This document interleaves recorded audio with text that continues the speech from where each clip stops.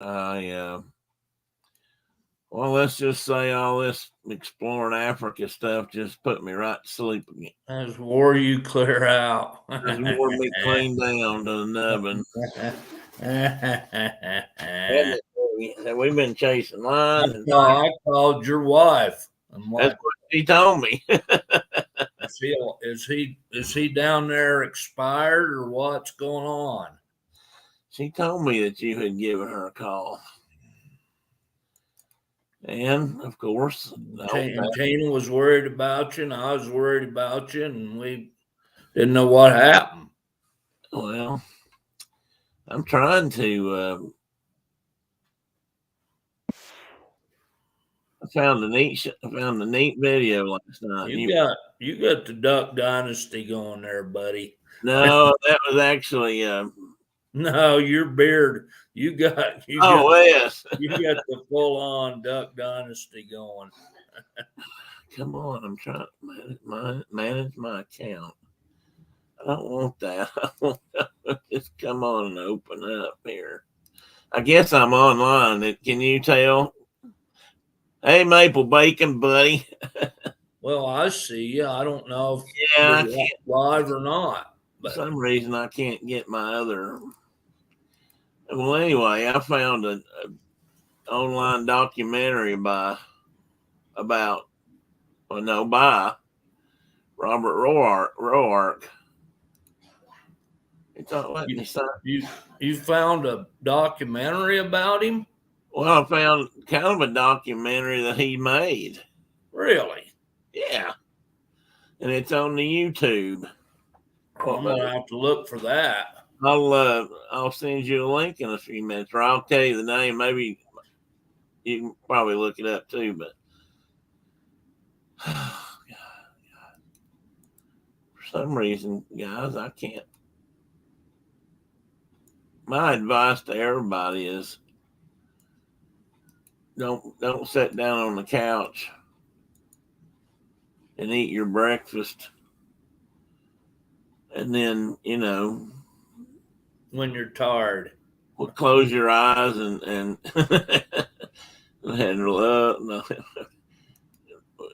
hear a lullaby in the back of your head. Apparently, come on, studio. Why is it not open? There we go. I don't even have. Morning, everybody. Morning, everybody. Hey, Chris. I'll say hi to everybody just a minute. Let me get caught up here, or try to anyway. I'm trying to open up my show on YouTube so I can have both of them open. I can't see this when I put up my slides. I can't see what I'm doing if I don't have it open on both sides. So how are you this morning? Me? Yeah. Any snow? No, it's 5 degrees. Well, that's always fun. It's above zero. It's colder. It's colder than a well digger's backside in the Klondike right now. or even in Wyoming. Hey, Chuck, welcome in. Tim is distracted, but you know what, Tina, that's what I should have put in there. Well, we've been pretty mild, and now it's like last night it got way cold again, and it makes you achy. Yeah, I know. Getting old. That part, part of that's just getting old. Okay, it's a really handy, really evolutionary trait right there. That's a handy trait to be sore and hurting when it gets cold. Yeah, that's one way of Mother Nature saying, "Yeah, it's about time for you to get off this mortal coil." All right, Diana G, welcome in. Good morning. Good morning. I said, Chris Blue Nose, welcome in, buddy. Always good to see you. Tina McNeil, here I am. I am so sorry that I'm late, everybody. I sat down on the couch to, you know, to. Well, I was actually over there looking for a book. What? How this started was I went over there to the bookshelf to the wall of library to look for a book that I thought I had. Well, I did find one that I forgot I had, a Hillerman book, and I was looking for something in particular. Hey, Dave Cantrell, if you're still in here, I wonder if Tim got stuck in the drive-through getting us donuts. Mike, your donuts should be on their way, buddy. That's what took me so long was paying that Canadian postage. I had to run back out to the car and dig some more nickels out from under the seat. And Carol is in and out this morning, but I'll be listening. Hope everyone is having a great day. All right. I don't know if I've said hi to everybody or not. If I didn't say hi to you, let me know, please. And I'm actually serious, even though I'm chuckling. Oh, Chris, I've been thinking about you, buddy. I've read a couple things about Mr. Yeager and watched The Right Stuff again the other day, and made me think about you and your relation. You're related to him, right? So anyway, what were we just talking?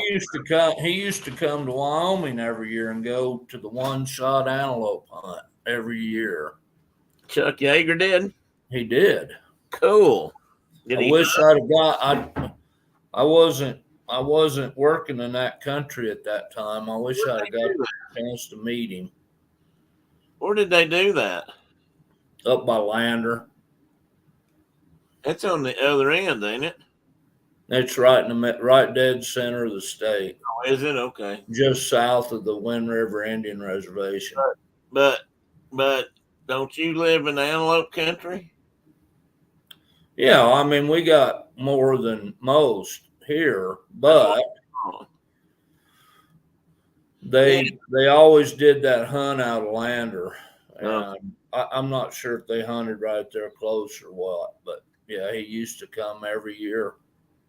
Chuck Yeager was a cousin of his great grandfather. It probably makes you a cousin removed or something. I don't ever how we used to say that in the correct country. Twice removed, maybe, or 37 times removed. Or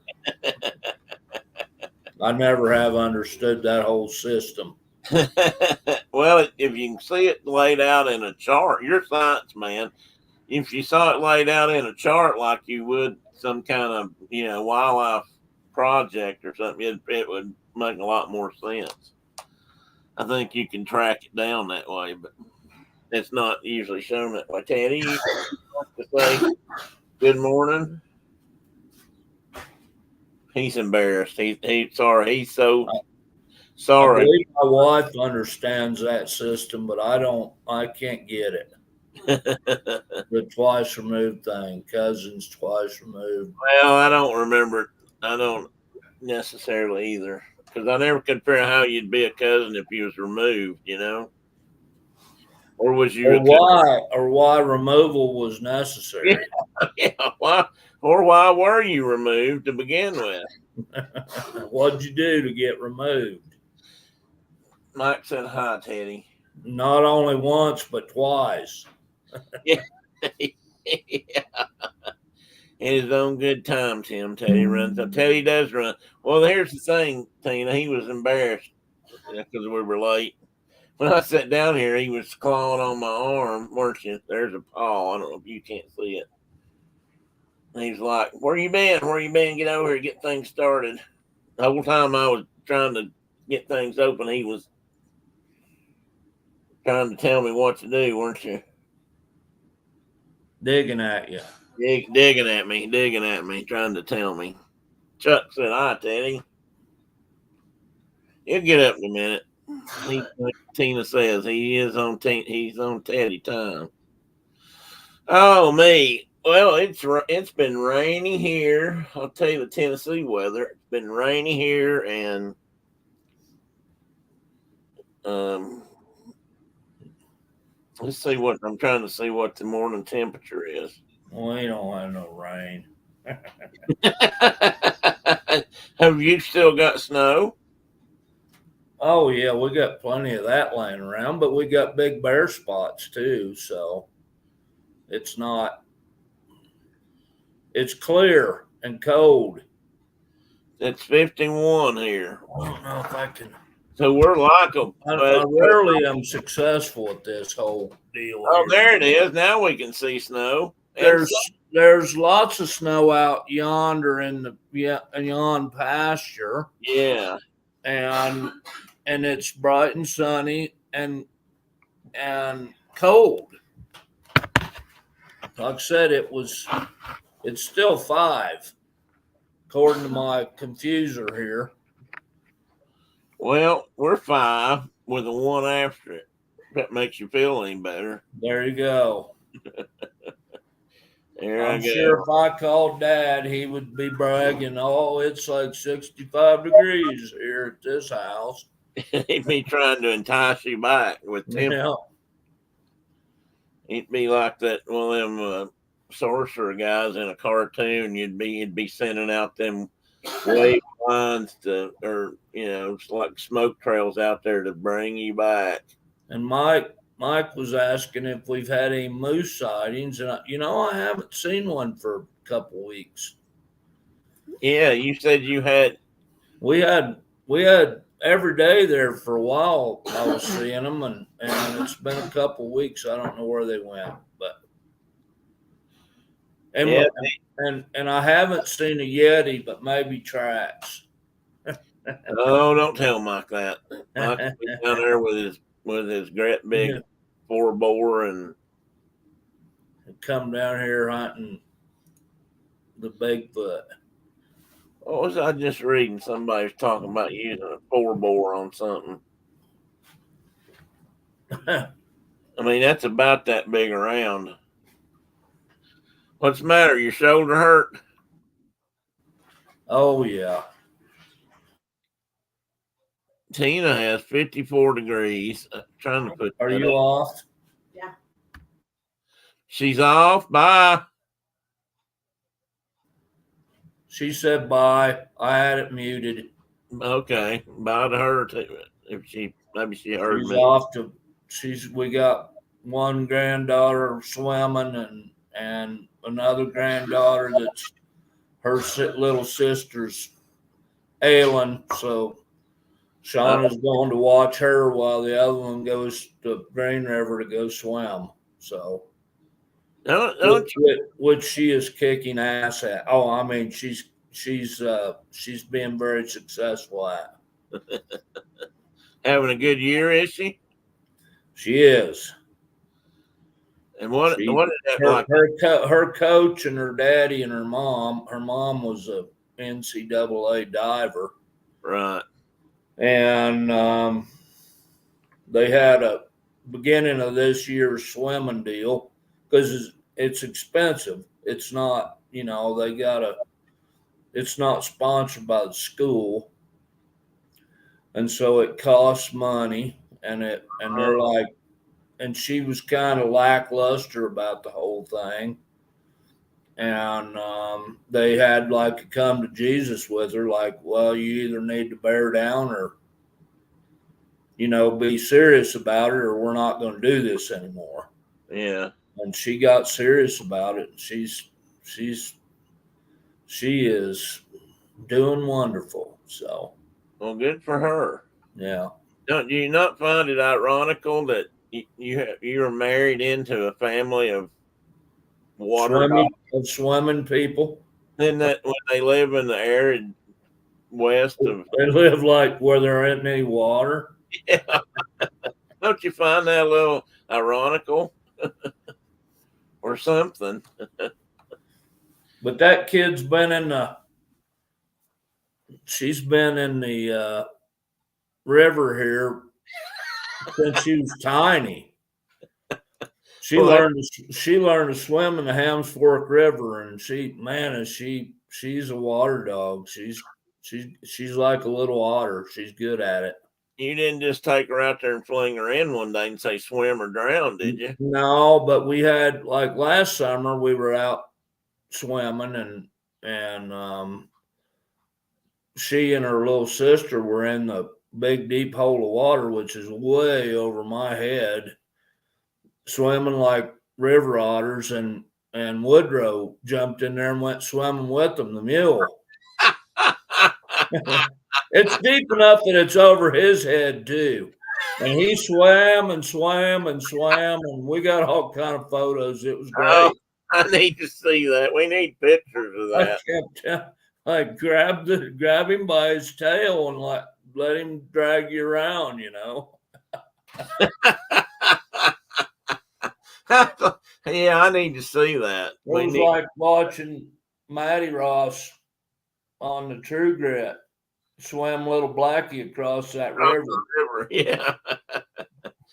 Okay, Mike, I didn't miss this. We just hadn't got to it yet, so I'm going to throw it out there now. Mike says they had a UFO sighting in their city in the sky, not your city in the sky. See, words are everything. We had a UFO sighting, and apparently Mike lives in a city in the sky, and they had a UFO sighting there. Remember what we said about words? Well, yeah, we're not going down that road again. That's somehow or another that got me in trouble. Or one of us. I don't remember which. I'm not going down that road. but you're good at going down. Because your wife reminded us that we needed to, like, rein her in just a little bit. Well, that's my wife. Hang on just a minute. Speaking of that, I'm amazed she hasn't told me to shut my door. Hang on.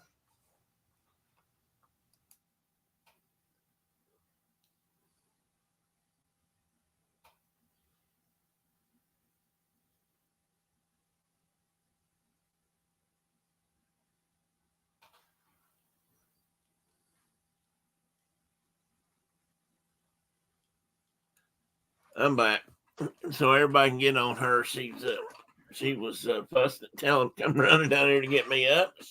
She's not on. Mike says a plane was trying to land and they saw the object floating. They called it in and asked if they were still clear to land. It's really cool to hear this happen. Yeah, but have they discussed, It's probably China again. Yeah, they discussed, exactly what. I mean, they give descriptions or talk about lights, or I mean, what kind of UFO are we talking about here?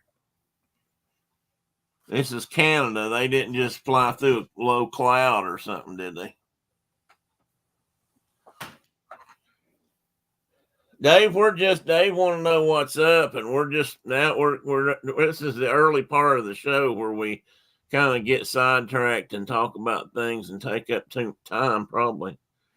The same shape as a donut. Oh, now that does sound suspicious, Mike. What were you doing floating around above the airport, buddy? Aliens landed. Alien landed. Well, Dave, get up there, buddy. You're not Space Mountain Dave. Like I said, they're probably from Canada or from China. Dave said they're donut aliens. Mike said he'll find the recording and get it. You do that. Okay. So they filmed the thing. I'd like to see it, Mike. No kidding. I figured a lot of those UFO sightings, and I still believe this. I know it's been said, but I believe in a lot of that are just, new flying machines that the government hadn't told us about.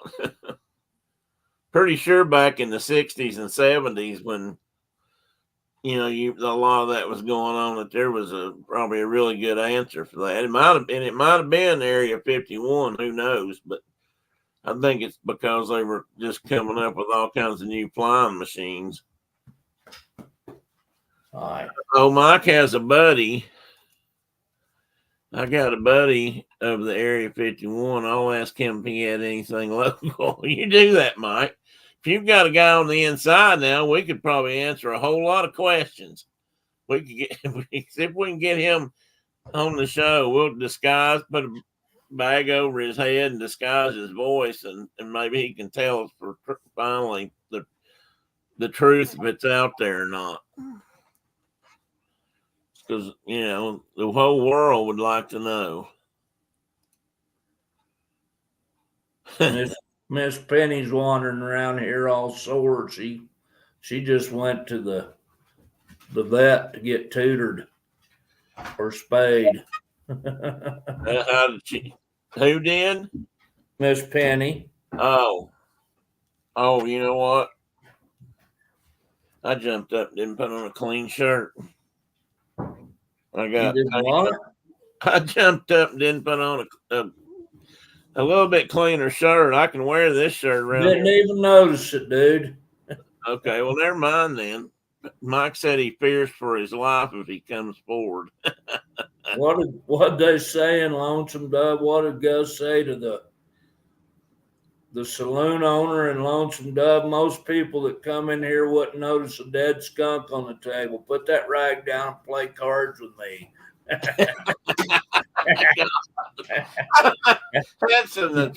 That's a good line, but that's one I don't even Well, remember. you just said you had on a filthy shirt, and I'm like, well, we didn't notice. I didn't notice.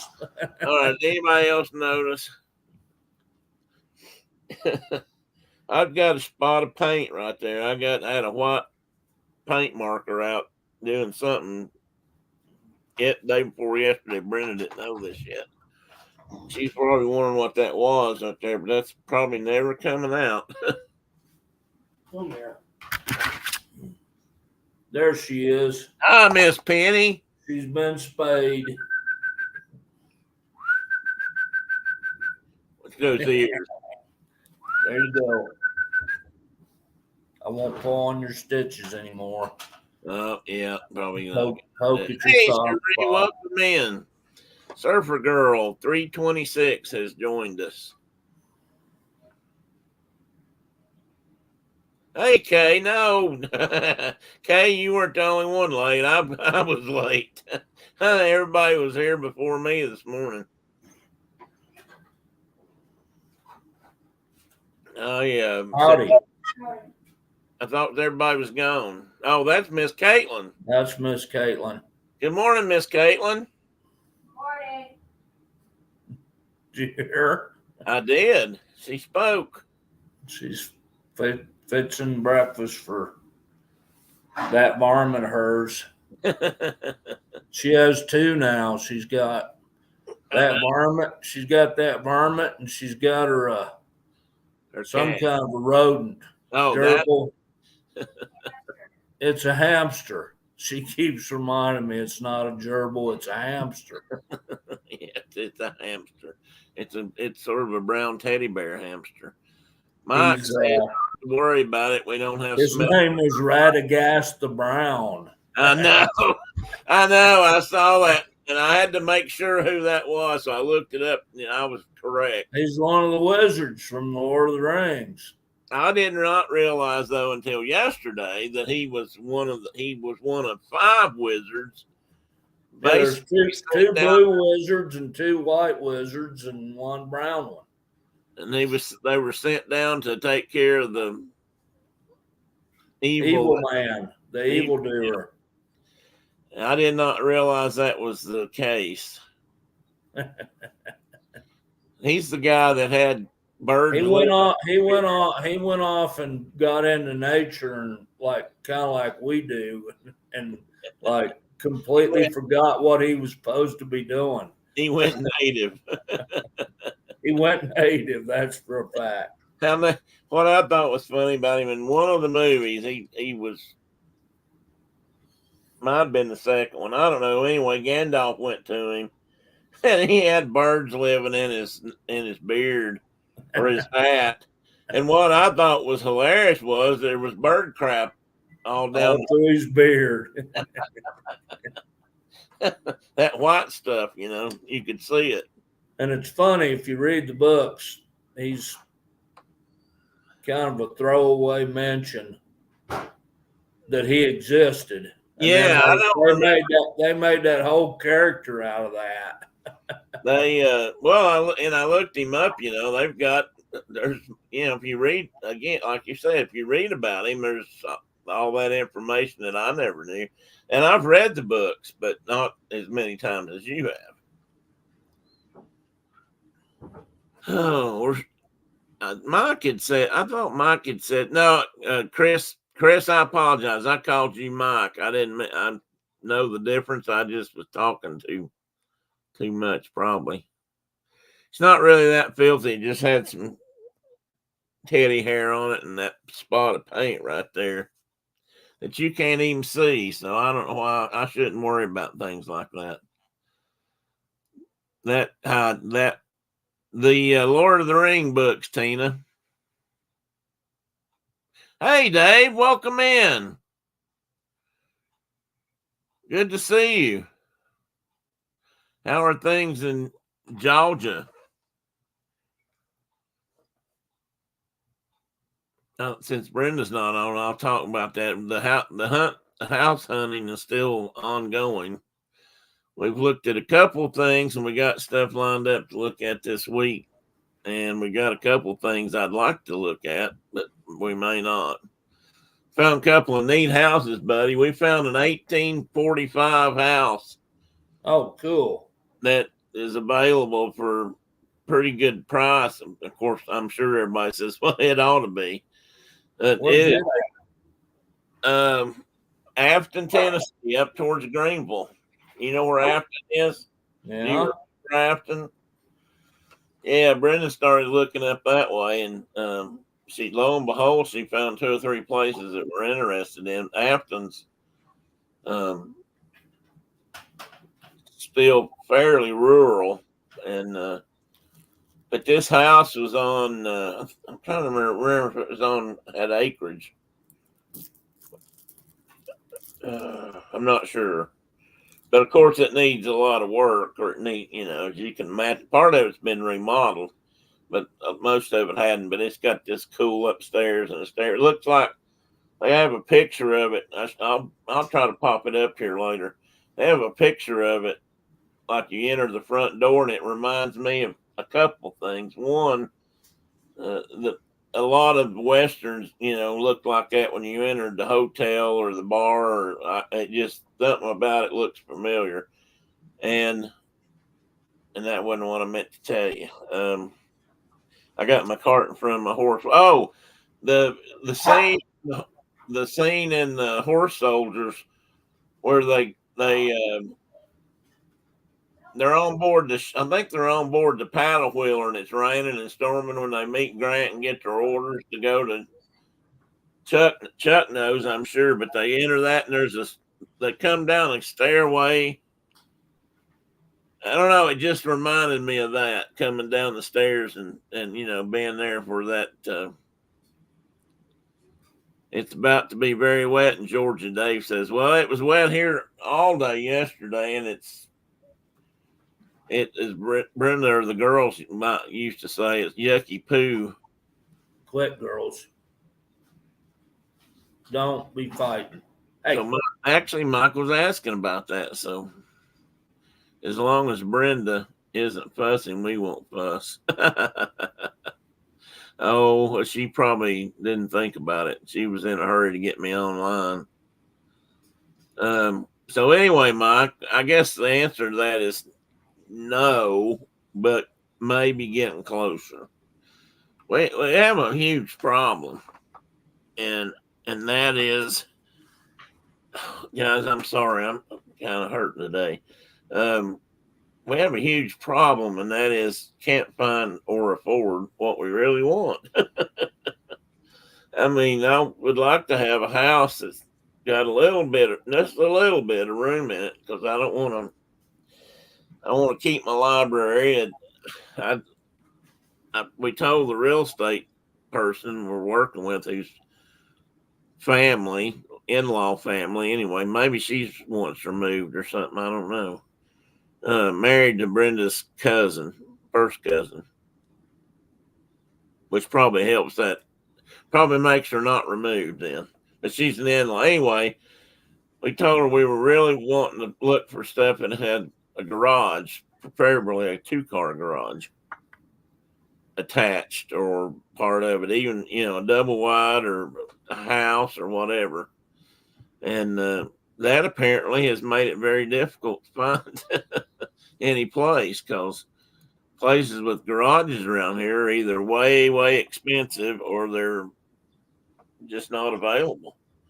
It's interesting, I guess. We used to park outside because we lived in apartments for several years, but since I'm back in a garage, I don't want to I want to keep all my tools and stuff too. So, it's a problem. We're looking. I want to build. I would like to build. I believe I could build a house that we really would have everything in it we want. But if we do that, it's going to take longer.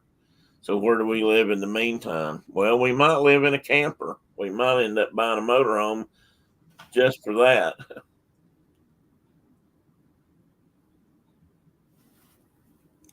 No, Tina, it's not. It's the absolute worst time to be buying a house. Well, I don't know about that. It might have been worse a year ago, but it's interest rates have dropped down just a teeny bit, but there's still a lot of pressure.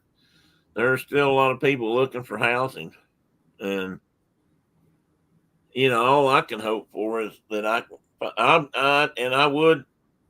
There is one other thing I've always wanted and never had. Not at least not the way I'd like to have it.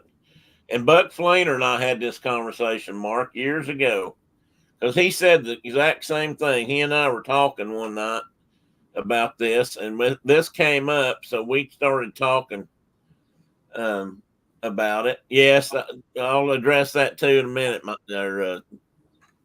Chris. The a place to shoot. He said he always wanted a place with a ridge or something in the back on his property so he could go out there and take a muzzleloader out and shoot it at the bank or hit the hillside or have a small target range. And I would love to have that too. So that's getting a little, I can't do that in town, of course, but I found a couple places out in the country in the mountains. I saw a great place yesterday. I was looking at some property, but the property's high too.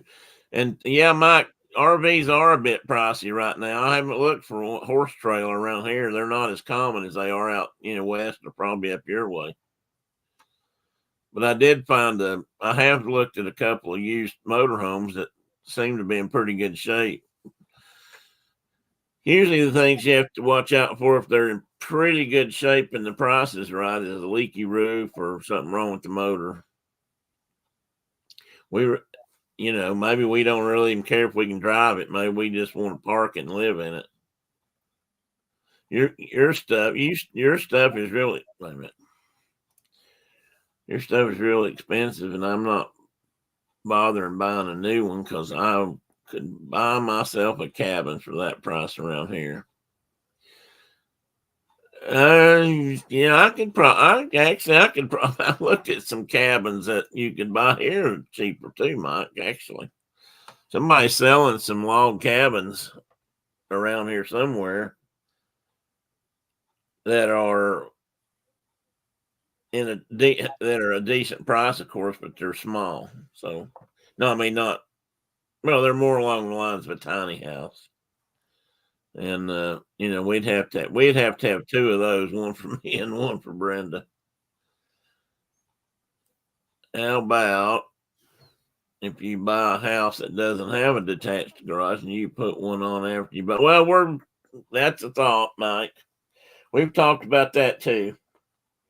But again, in the end, I guess it comes down to money. If we had tons and tons and tons of money, then we could probably get whatever we wanted wherever we wanted. But we have found it to be cheaper.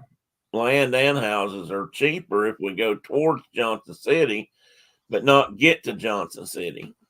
Johnson City has grown and gone up, and yeah, it all comes right down to money, Mike. You're absolutely correct. And that sucks. The root of all evil. And the root of all evil. And I think about all the money I made over my lifetime. And I had decent paying jobs. And, and this is just where I'm at. I'm at the wrong place at the wrong time. Going back to school when you're 35 and staying for 6 years or whatever to get a master's degree probably didn't help any of that. Most of my money went into schooling at that time. So, and then I had school bills to pay. But that's another story for another day. Let's move on to we're going to continue one more day, I think, of talk of Africa. This is going to be a little different. It's not going to be that much for one thing. And at least I'm going to try not to make it too much. Bear with me as I open up the slot, get it ready here. They said you could come to to South Carolina. Yeah, is there decent prices on stuff down there, Kay? John? No, I was just saying, hey, John. Hey, John. Well, I can't see right now, so I didn't know what you were talking about. I did put a note on my thumbnail this morning that everybody should bring your own coffee and donuts because Mike's just not been very dependable lately on donuts.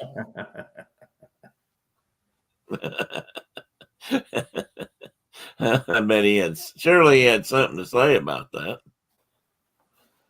I'm trying to make my screen smaller so I can see better. Oh, man, this thing's touchy today. And instead of doing that, I closed the whole thing. All right, bear with me, guys. I'm having a bad morning. Has anybody else noticed that besides me? Not necessarily a bad morning, but an off morning. Let's just You're not nodding off to sleep like you was last week. No, I'm not. Well, I had my nap. Because you had your nap in. I just had my nap, so that's not a problem.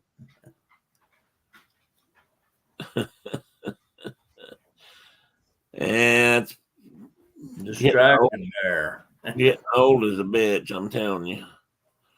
Welcome in, John. So I'm assuming that's Surf Bum, John. Making some mud right now. Oh, you're making you some coffee. Good. Are you going to hang around with us for a bit, John? Well, at least till Dad calls. I know we hit Dad calls. I'm still kicking, boys. Well, that's sometimes that's the best thing you can say. I've been told that in my lifetime. How you doing this morning, fella? For an older guy, and they'd say, "I woke up this morning, still breathing. I'm doing good." And I used to laugh about that. Now I are. Okay, guys, let's and on. Did Ed Sullivan say that? Somebody's saying now, on with the show. And we lost Mark, but that's all right. He'll come back. We're going to talk about, why is that cutting that off? Okay, guys, is that cutting off the lower half of that? No, I know why it's cutting that off. Because I had Mike's comment up there. It's blocking half the screen. The one and only.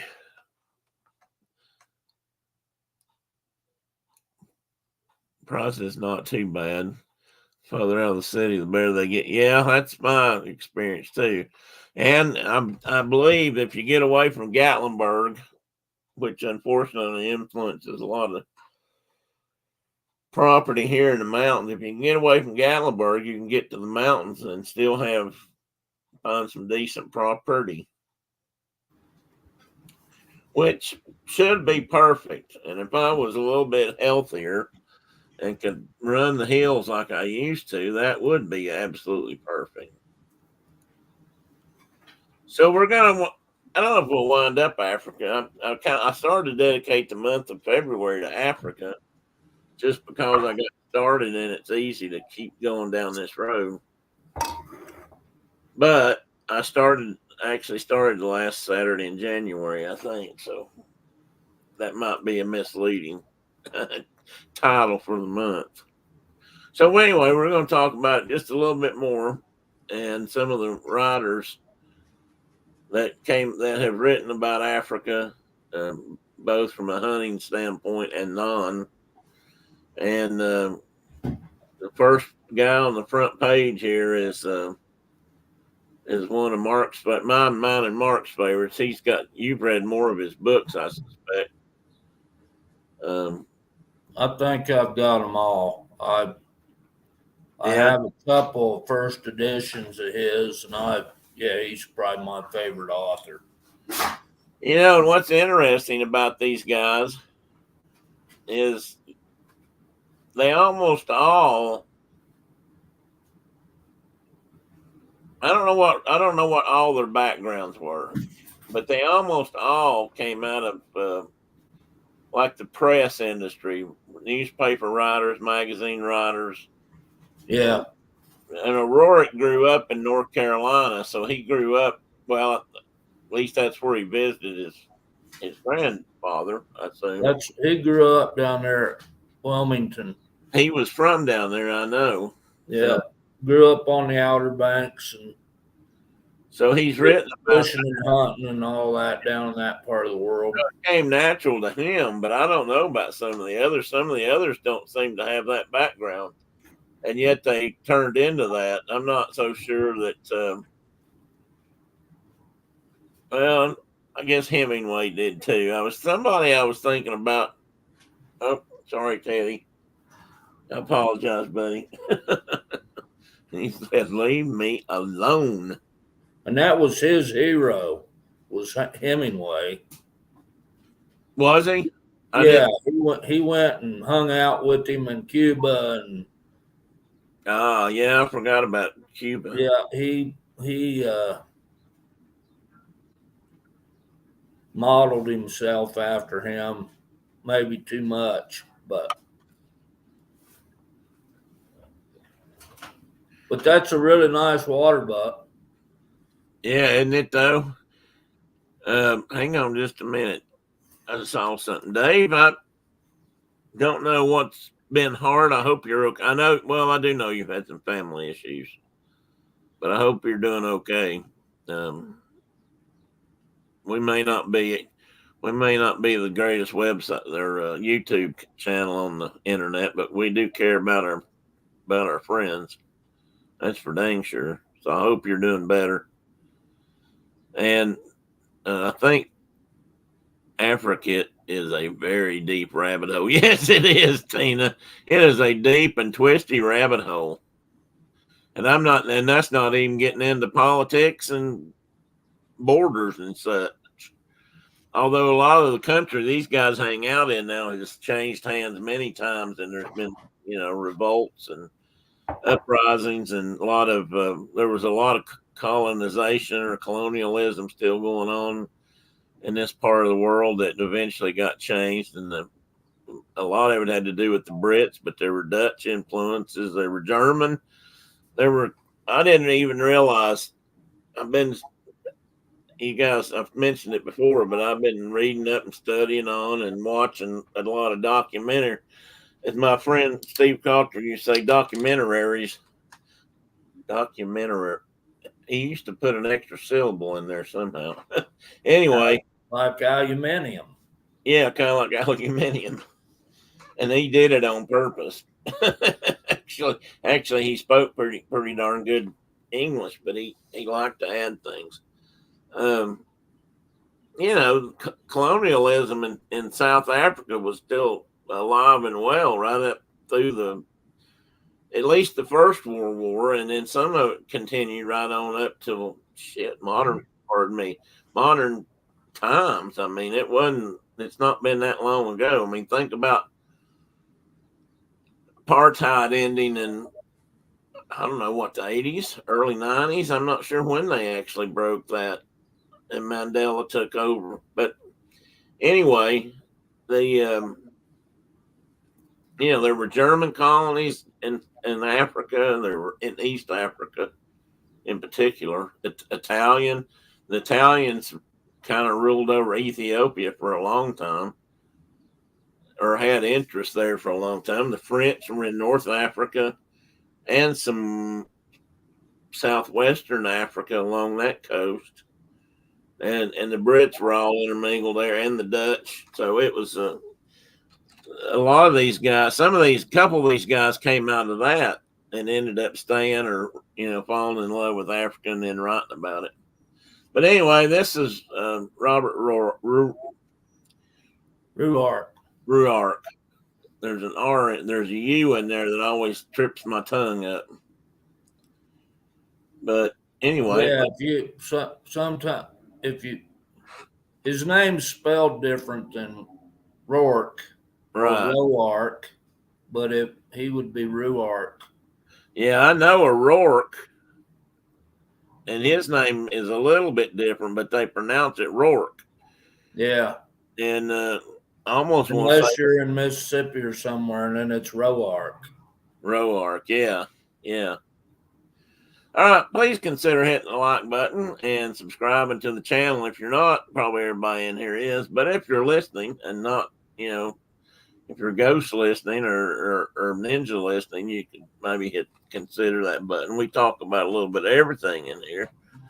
We don't get too controversial. Well, maybe a little, but not a lot. Leave a comment. I don't get a lot of comments, so, feel free to leave a comment. They say that helps. I don't know.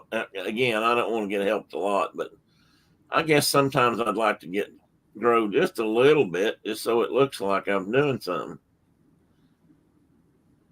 And we're going to start with Mr. Ruark.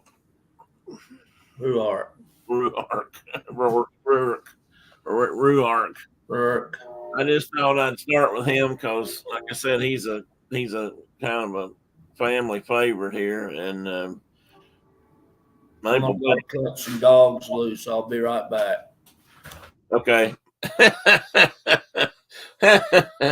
Well, Mike, I would appreciate that, Mike, I think. And if you know what? You leave me any comments you want to, buddy. I'm big enough to take it. Oh, I'm telling you what, I may have to stand up today. I was going to put this up there a minute ago. Maybe I did. I thought I saw Mike say something about this too, but I guess it was just you, Chris. Yeah. What got all this kicked off was Mark's going in a few months. He's going to go visit the Dark Continent. And South Africa. Yeah, South Africa. Mike says, don't worry, they won't be inappropriate. Well, that's up to you, buddy. You ought to know by now that I can shovel that just as well as most people can. That inappropriate stuff. So anyway, what I thought I'd do is put a picture maybe when they lived and died, or when, their lifespan. I did. Another interesting thing I found is a lot of these guys ended up getting buried in, far, far away countries. They were from the United States, but most of them ended up living in Spain, or not Spain, Europe somewhere, and then or South America, and then were buried down there or taken back to there. I was trying to think if it was him or Capstick. I think it was Capstick who actually died and I've got it. I may have it written down in here, but he died maybe in England. Yeah, I'm not sure. Anyway, they took him back to Africa and scattered his ashes. So he wanted, Africa became such a big influence in his writing and stuff. And, all these guys were probably, I don't know how I mean, in some ways, these guys are like the jocks of outdoor living, wildlife stuff, hunting. Some of them are actually, Bwanas, big game hunters of Africa, white hunters as they call them, and they were literally, but they were all out of Europe. So most of them are out of Europe, and a few from Africa, but rarely. But they all ended up down there, and a lot of them stayed down there. I think Rourke's still buried in Spain, as far as I know. I threw this, but that's just a picture. Here's another thing I want you to notice, which I found interesting after I started posting these pictures, is several of these guys look alike. If you really look at them, I mean, Rourke and Hemingway and Capstick, Teddy Roosevelt to a degree, they all kind of look alike, have similar facial features. Not, you wouldn't mistake them necessarily for brothers. Well, I don't know, you might. But when you just look at old photographs of them, they look very similar. But anyway, the bottom picture was him working and doing his thing back in. Well, actually, I don't know. This is Southport Art Museum is where that's at. I don't know if he was doing this writing while he was in South Africa still, or if he had an office set up somewhere else. But he worked and a lot of them worked out of New York at one time, which I think's odd too. He did, and yeah. You can go the house that he semi grew up in with his grandfather from The Old Man and the Boy. And I'm going to mention that too here just in a minute. That house is you can literally that's like an Airbnb now. You can go stay there. Oh, you're kidding! And sleep in the bedroom he slept in. It's all restored and it's all put back to where it was kind of like when he was a boy. So they're actually banking on that some people at least will want to come there because they know who he is. Exactly. And it's popular. I mean, with I'd stay there in a heartbeat. The people that followed him, that man wrote the first chapter book I ever got. Dad bought me a copy of The Old Man and the Boy in Okinawa when he was in the Marine Corps. I'm going to go off camera, but I'm still here. I got to stand up for a minute. And so I'd darn sure go there and stay. Did you tell me you still have that book? I do. I have it. It's sitting in here on my bookshelf right now. Well, I might be able to find it. That's a good book to start out with.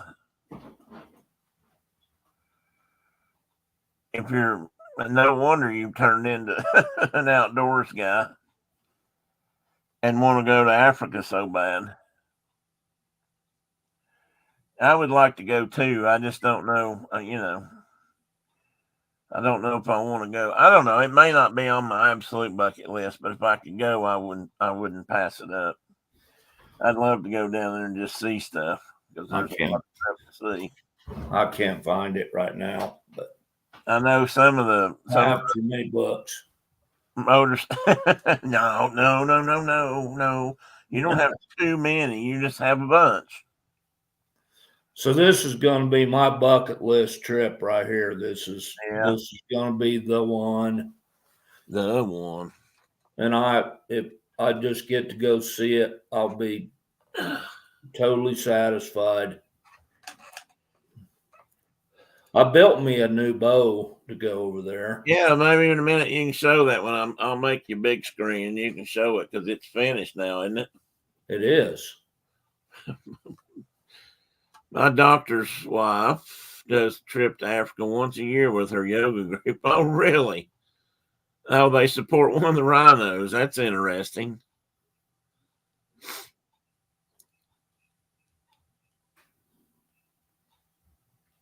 Oh, that's Mike's comment.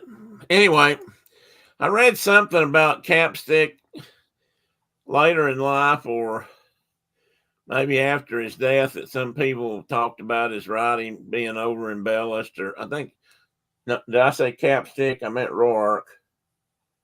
I think it was him, but I'd blow that crap off. I don't care. His stories are great. And I know they're true or mostly true. And what writer doesn't embellish a bit from time to time?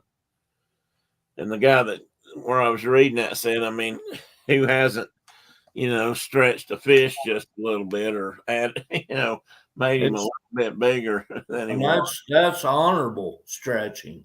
Yeah, that is. So anyway, I put down, I've got this, and then even Patrick McManus talked about that. True. And I've got these two up here because these two are, I think, two of the best books I've ever read in the outdoor genre, modern outdoor genre. And obviously, if you look at the title of the two, they're related, but you got to read this one first, The Old Man and the Boy first, and then read the second one, or this one won't make much sense. Well, I mean, it would make sense. It'd be a good story, but it makes a whole lot more sense if you read the other one, because the other one tells all about how he grew up and the things they did, and him and his grandpa, and who's the old man in these stories. And then, as he's growing, it's the old man's boy grows older, but grandpa did too, and it just kind of follows some of that up. So, and I've only read it once or twice. Mark's probably read it enough; he could tell you more about it. But and feel free to do so. But anyway, if I recommend these, I think these are good books for anybody because they have good. They have good. I don't want to use the term morals. I think that might be overused in this case, but they have good lessons to learn that aren't just about hunting and fishing. They do have good morals. They do. I was just trying to use a different word, but and he's got chapters in like that first book. One of the chapters is titled "Old Dogs and Old Men Smell Bad." And it's just see, I can't quote the chapters. I don't remember the names, but they just teach a lot of good lessons, life lessons. And he does a lot of talking about hunting and fishing in them. So some people may not think that would be worth their time, but I think if you read a book like this and that, but especially that first one, in this case, I think you might have a whole different mind. You might have a different mindset about hunting when you got through. Not everybody does. Not everybody lives by the rules that guys like Rourke set, or even Pat McManus. I always loved Pat McManus' saying, and it might have been in They Shoot Canoes, Don't They? But one of the first books I read of his and was read on the radio. Well, I've done both because I've got all his books, but one or two of his later ones that I didn't even know he'd written. But anyway, he talks about integrity, which this book teaches tons about integrity. But Pat McManus said integrity is what you do, not just what you do when somebody's watching you, but what you do when nobody's looking. Man, I've always tried to live by that. So I just always thought that was just well said. And if you're gonna cheat and lie about stuff, or bait game, for example, or do something like that, and then claim you hunted and killed a giant buck or whatever the case may be, and hope you don't get caught, or do it when nobody else knows it and then lie about it, that's just not that's not integrity. But I always thought that was just a really good way to look at it. So there's a lot of that. There's a lot of that in that book. Any further comments, my brother? No, sir. I'd just highly recommend them to anybody. Yeah, they're good reading, especially if you've got kids. I mean, I think these are good. I think these would be really good kids.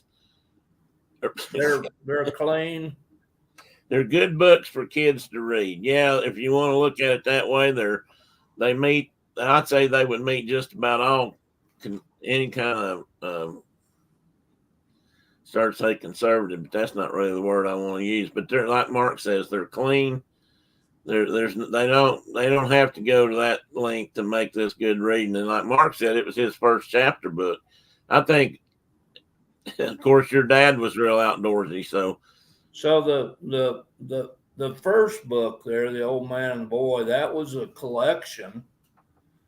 He was writing for a big newspaper in New York, and he started writing, I don't know if it was for Outdoor Life or Field and Stream or one of the old-timey outdoor magazines. It's been around for a long time. He did a chapter per month and, submitted a chapter per month, and then people clamored for it to be a book. And so he put it together in a book.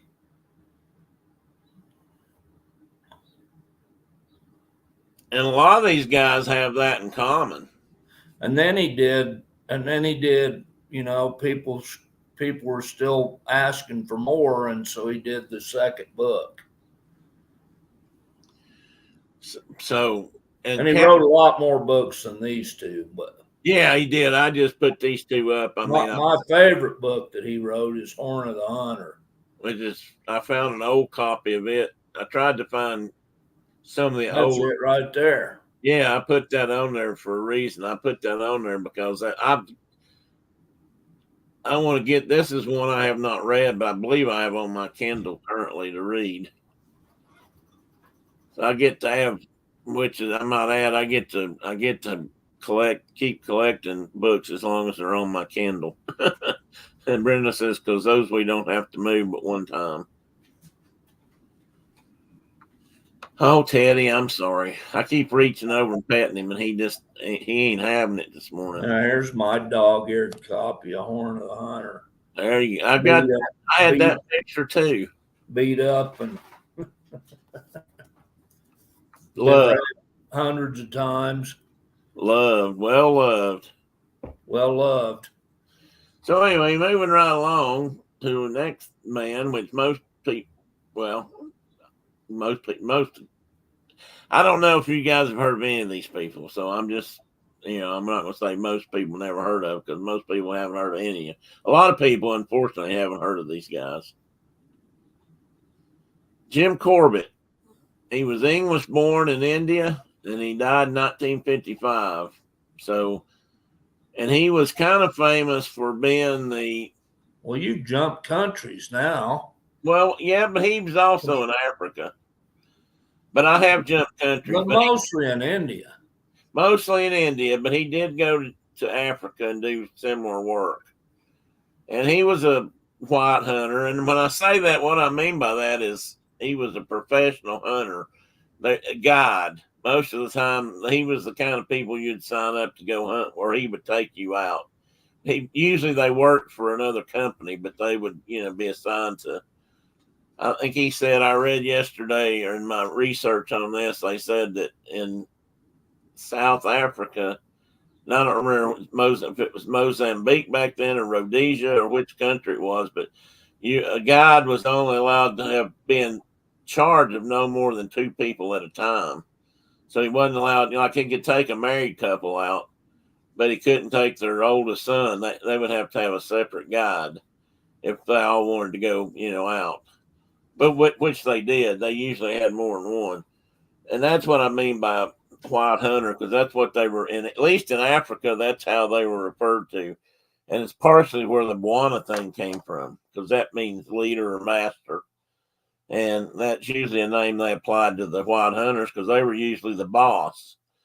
And this, if you got real deep into this, a lot of these guys did all this work back when, everything that went on in Africa and India both was not always very appropriate, or what's the word? Tina, what's the word?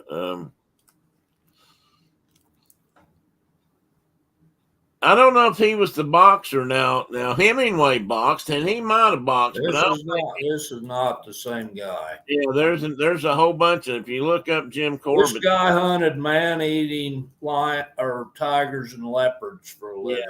What this guy did, and this reason I left this link in here is if you want to read, if you're interested at all. If you click on that Bachelor, Mark, click on. Well, you're not. I don't know. You should be able to click on it, but if that should work as a link. Anyway, that's mainly what he did. He ended up being I can't click on it. Yeah, you probably can't because you're on that in this part of the screen. But he ended up hunting for the government most of the time, and they would hire him if they were having problems with tigers eating people, and even more so leopards. He had leopards that ate hundreds of people. Yeah, and they hired him to come in and kill that leopard. And that they sound extreme. Oh, I don't, Tina, never mind. I was trying to think of a word, but it doesn't matter now. And that's not because you were late; it's because I've moved. That cat right there on that book ate a gazillion people, Indians. If you don't know how many gazillion is, look that up or read the book. And he would they would put goats in the yard. So maybe the leopard would eat goats, and he'd sneak through the goats and go into somebody's house and grab them and take them out and eat them instead. So it was, leopard isn't as big as that critter was there was something a little off about that cat. Well, that seems to be a thing with some big cats. Once they start eating humans, they tend to kind of stick with it, probably because they're easy to get. Long pork. Yeah, long pork. Yeah, long pig. But I also suspect that it's because they find them easy to capture. I mean, if you think about other wild game that has all their senses alerted against the predator, even though the predator may be, well, not always, some cases, it may be the odds may be weighting his favor. But when you look at humans, all these animals, unless you've got the right weapon and act fast enough, because you got to be split second fast. If these guys attack you, most of the time you don't have a chance in hell. And a lot of times they did this in the middle of the night. They would come in the dark and grab somebody and carry them off while they were laying there asleep. And that happened a lot. I always wondered how many people that leopard really killed. I think some people killed others and got the cat. Well, that's possible too, Kay. Natives believe that cat was magical. Well, yeah, and that's not too uncommon either. So you've read about it, Kay. You sound like you know something about it. And this tiger, I believe, no, it's not this one. It's the next one. I'm going to let me go to a different thing about Jim Corbett just briefly. He wrote this this hut or this hotel here in the bottom was actually built in and around this big tree right here. It's some kind of a big acacia. And this is in Africa. Probably Kenya, I think. I'm not sure, but I believe it was. Not even say down here. But he was assigned, because he was a government hunter at that time, or worker. He was actually assigned to protect somebody one week or whatever. I'll read that in case you can't read it. You probably already read it all, but for the first time in history of the world, a young girl climbed into a tree one day, a princess, and after having what she described as her most thrilling experience, she climbed down from the tree the next day, a queen. God bless her. And what the princess here was Princess Elizabeth, who became Queen Elizabeth, who just died last year. And the experience was she was down there on either what they call a goodwill tour, or maybe just down there on a visual safari herself. But she was down there with some other people. And that's when her father died in 1952. And of course, they had to get her, I guess they took her as soon as she became queen. I guess they took her right back to England. But I thought Mark would appreciate that. We've talked about the man who went up a hill and came down the mountain. And I thought this kind of reminded me of that. She climbed up the tree as a princess, and she climbed down as a queen. Queen of England, yeah. But anyway, so Mr. Corbett, that's what he did for what's that, 25, 75, 80 years or so. And these are some of the other books that he wrote. And this book over here, The Temple of the Tiger, may be in one of these two books also. These have some different stories in them, but they were written up, and these have been reprinted of some of his books. His first book, and I guess the one he's most famous for, at least originally, was this Man-Eaters of, I don't know how to say that correctly. I believe this is Indian. And this tiger at the top, this is one they didn't kill. Somehow they captured this lion. And he was the man-eater of... Or tiger even. Or what did I say, lion? Yeah. This tiger, I'm sorry, people. I am really off today. I should back up and start over. This man-eater of... I had this figured out how to say this. Jarkon. Yeah. He had killed an estimated 200 people before they captured him and then put him in the zoo down there for people to look at, which I think's a little bit odd, but maybe not. I mean, he was almost like locked up because he was a criminal. And again, he was just eating what came handy. But he was famous for this. And they don't always know that the same one did the same, kill the people necessarily, but a good... I would consider these guys, most of these guys at least, exceptional hunters and trackers, or they had exceptional local trackers with them. And the people who live in those countries survive by being able to track animals, and they can tell. They look for details in the paw prints. And I'm not advocating hunting tigers these days. In fact, Corbett most of these guys went on to get involved in the conservation efforts to save a lot of these animals when they realized, how bad it was getting. And most of that wasn't due to hunters. It was due to other things, which, we can talk about later or something. But I'd love to go to Jim Corbett National Park in India. Yeah. That's the only part of India I'd like to go see, actually. But it's have a giant park there that's dedicated to tigers and leopards. So I think I saw a sign. It might have been there about tigers. I didn't put it in here, but I think I have a copy of it or a picture of it. Anyway, But these guys, I mean, they could tell these cats. They could tell. They could read the tracks, literally, and that's just not something you hear about in movies. I mean, they could look at prints, and these big cats leave a footprint about big as a dinner plate, or at least a saucer. So there's a lot there to read, and they've all got. It's almost like fingerprints. They've all got cuts or scars or a claw that's missing or even a toe that's missing I mean, there's all kinds of things that happen that can change a footprint, and these guys can often tell.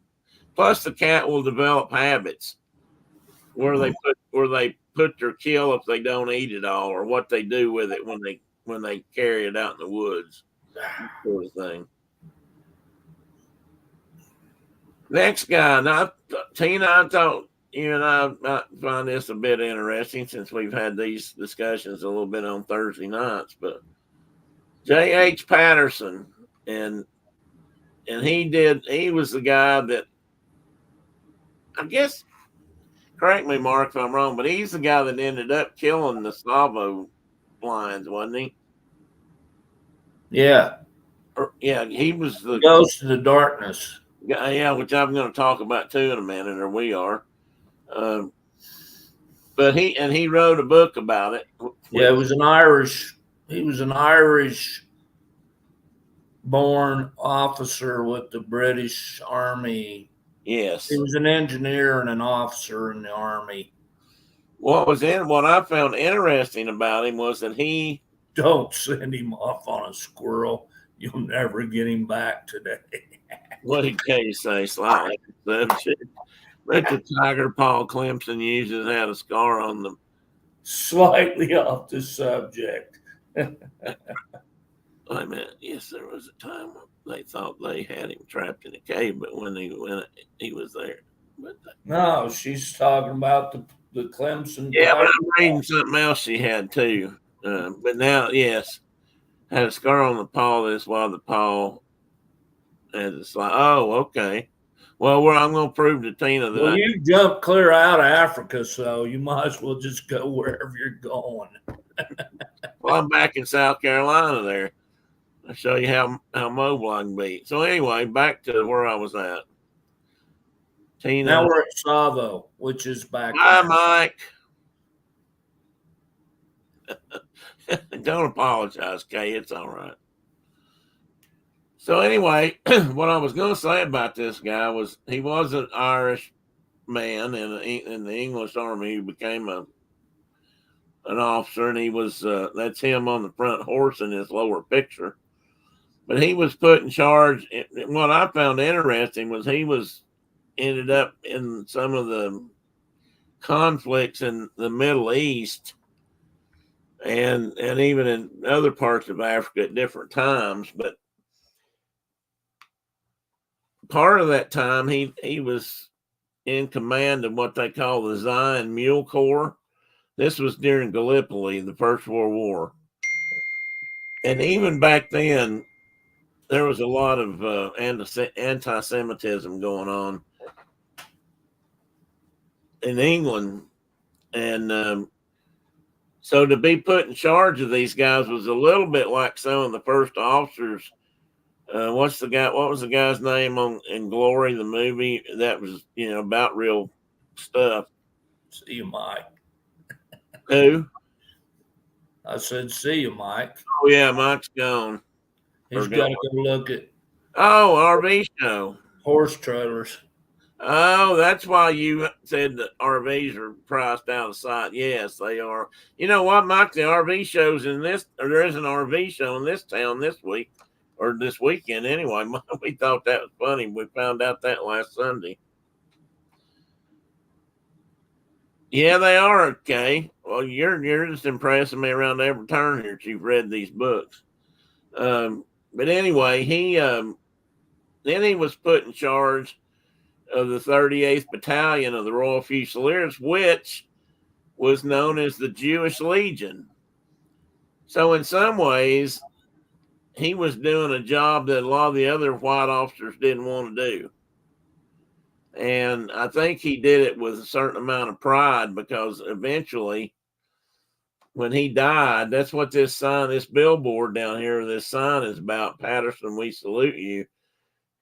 He died and was buried, I believe, in England, or maybe even over here. Actually, I think he died, was buried in California, but his ashes were anyway, and he was.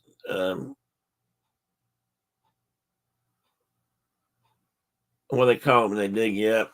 Not unturned. That's not right. Anyway, you guys know they dug him up and they moved him. He wanted to be buried in Palestine, or not Palestine. Well, I don't know. They caused a lot of it Palestine back then. They did, I think. But wherever he went back to Israel, I believe, and he was buried there with his men who had died during the First World War when he was over there fighting, and from the Battle of Gallipoli and on and after. Damn, I do sound like an idiot today. I apologize, guys. I'm just stumbling. He was exhumed and moved. Yeah, what's the term they use when it's like an official investigation and they dig somebody up? Excavate, not excavated. Anyway, Exhumed. Okay, exhumed. All right, maybe. When you've been buried and you've been dug up, that's exhumed. Well, I thought there was another word. Okay, exhumed. I stand corrected. Anyway, this guy asked to be exhumed and then taken to Israel. And look him up. He's a pretty interesting guy. Like I was saying, it's for being put in charge of the Jewish Legion, as they called it, was something that a lot of them didn't want to do. So unplanted. That's a good. Oh, I like that, Tina. Now that's the kind of word we'd use back here. If somebody gets planted when they die, unplanted makes a lot of sense.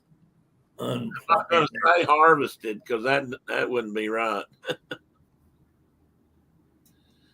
I put this in here because this book is what Kay's been talking about, and these lions right here were after they were dead, they were two brothers.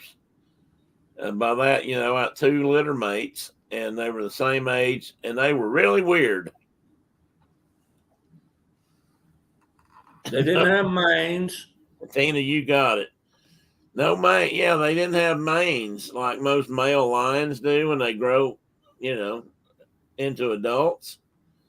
But what I thought was cool about this was, he wrote this book. I don't remember what year. I thought I'd written that down, but he wrote this. I got to start making more notes. He wrote this book, which later became, it's available as a book. It's available as an audio tape, or it was, or a DVD. Maybe this package was. And then it also got turned into a movie with Val Kilmer and Michael Douglas, I believe. No. Yeah. No, Michael Douglas. Yeah. The Ghost in the Darkness. And if you hadn't seen that movie, you ought to see it too, because that's a good movie. And it's not the book's better. Well, yeah, I'm sure. Yeah. I've read it was a totally almost unbelievable tale how far those lions, they didn't just kill people at Tsavo. They followed those guys for 250 miles killing people. But that's where they started. They started at Tsavo and they followed them up the train tracks as they were building that railroad and just kept killing people and killing people and killing people. Yeah, and you got to remember these. And the movie, the guy, Michael Douglas's character never even existed. They embellished it a bit. Yeah. He was the railroad guy, wasn't he? No, he was Remington. He came in, he was. That's right, Remington. Anyway, in real life, they were both of those males were abnormally huge, large, and both of them were maneless, and they were really good at what they did. And I'm going to assume that those two that you see on the CD cover are them.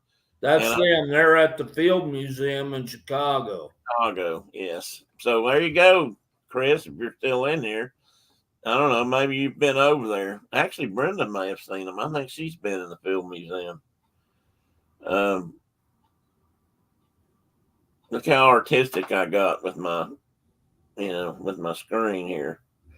And angles and, fit in there.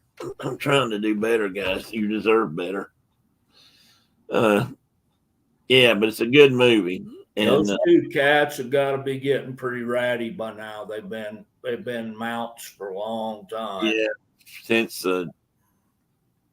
teens or 20s, or maybe before that even.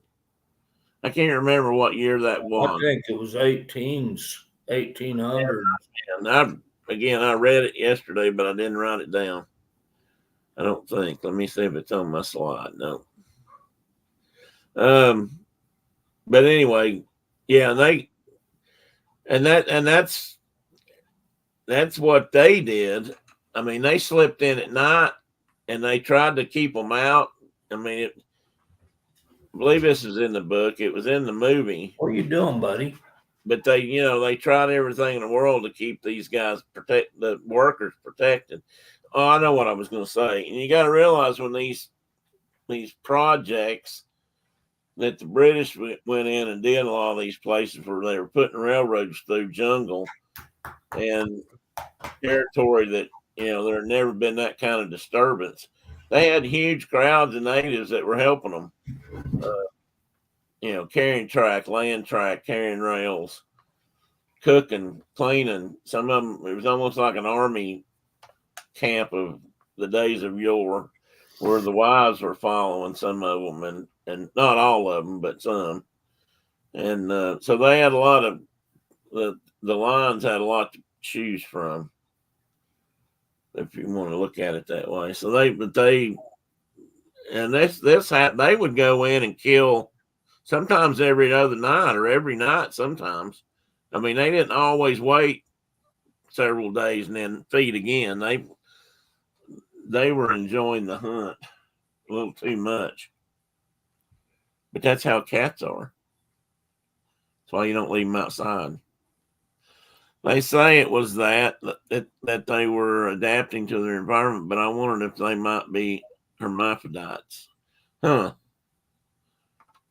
That's possible. I mean, I'd say you're not far off.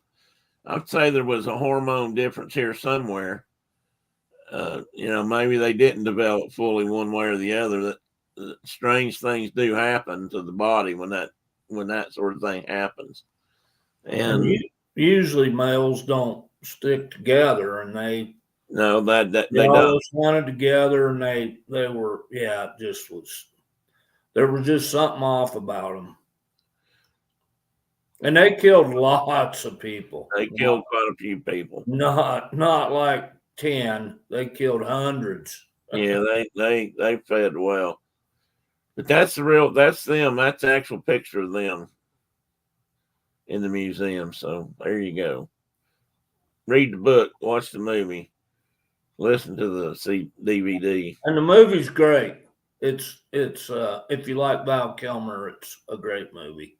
But actually, I liked him in that movie. Yeah. He played a good part. And anyway, good movie. And they didn't in the movie they didn't really show the lines as they were full maned. They were maned. Yeah, they didn't do a good job of depicting how different these two lines were. But I mean, maneless male lions are not super uncommon. The one we had here in America was probably always maneless, and the cave lions in Europe were probably mostly maneless. But oh yeah, but those were gone though. They don't. Yeah. But I mean, it's a genetic trait that species has, and it's not It's not unheard of. Yeah, I think we talked about this one time, and there was some speculation that they were almost a throwback Yeah. genetically to something older with recessive genes that were still there but weren't. Hang on just a minute, guys. I spilled coffee. It's a You really spilled bad day, coffee? you know that? Yeah, I spilled some coffee.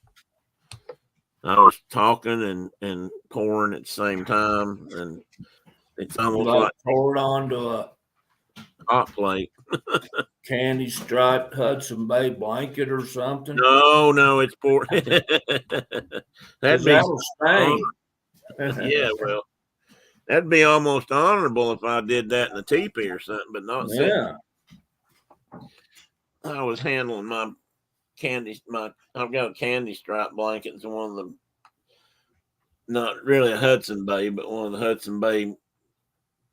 Well, it's not really a knockoff. I mean, it's made in the same factory they make Hudson Bays. It's just labeled differently. Some of those we used to get from Walt. Oh, yeah. I mean, they're good blankets, but so anyway, let's see here. There's a line that Kevin Richardson has that is a hermaphrodite. Oh, really? On the outside, she looks like female. On the inside, male. Yes, that's how it happens a lot of times. And I'm not going to go into the details today because words are. But that is what we was talking about Africa. We are. Well, we got off on these lines because they were so unique.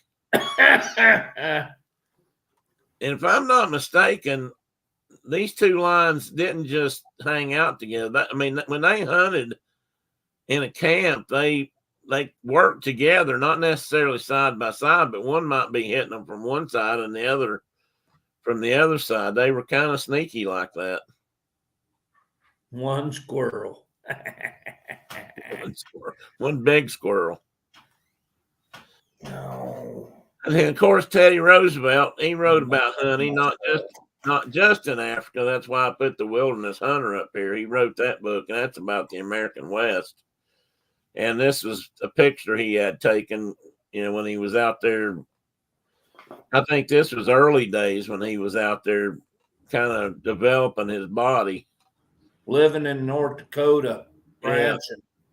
And I put this picture up here of him in kind of his Rough Rider uniform, mate, I think, on a horse because he was a horseback kind of guy.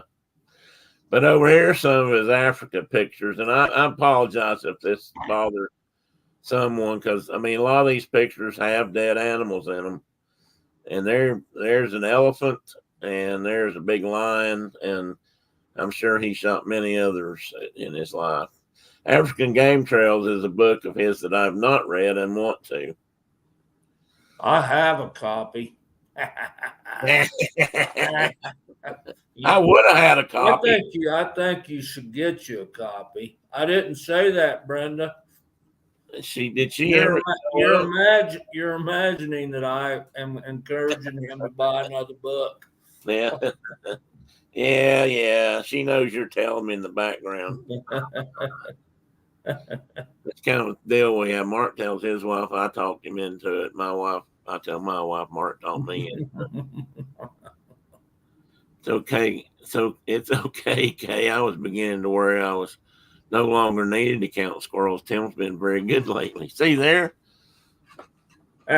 Tina says I've been good. Oh, Tina, you got to count India as another squirrel. He put Jim Corbett in there.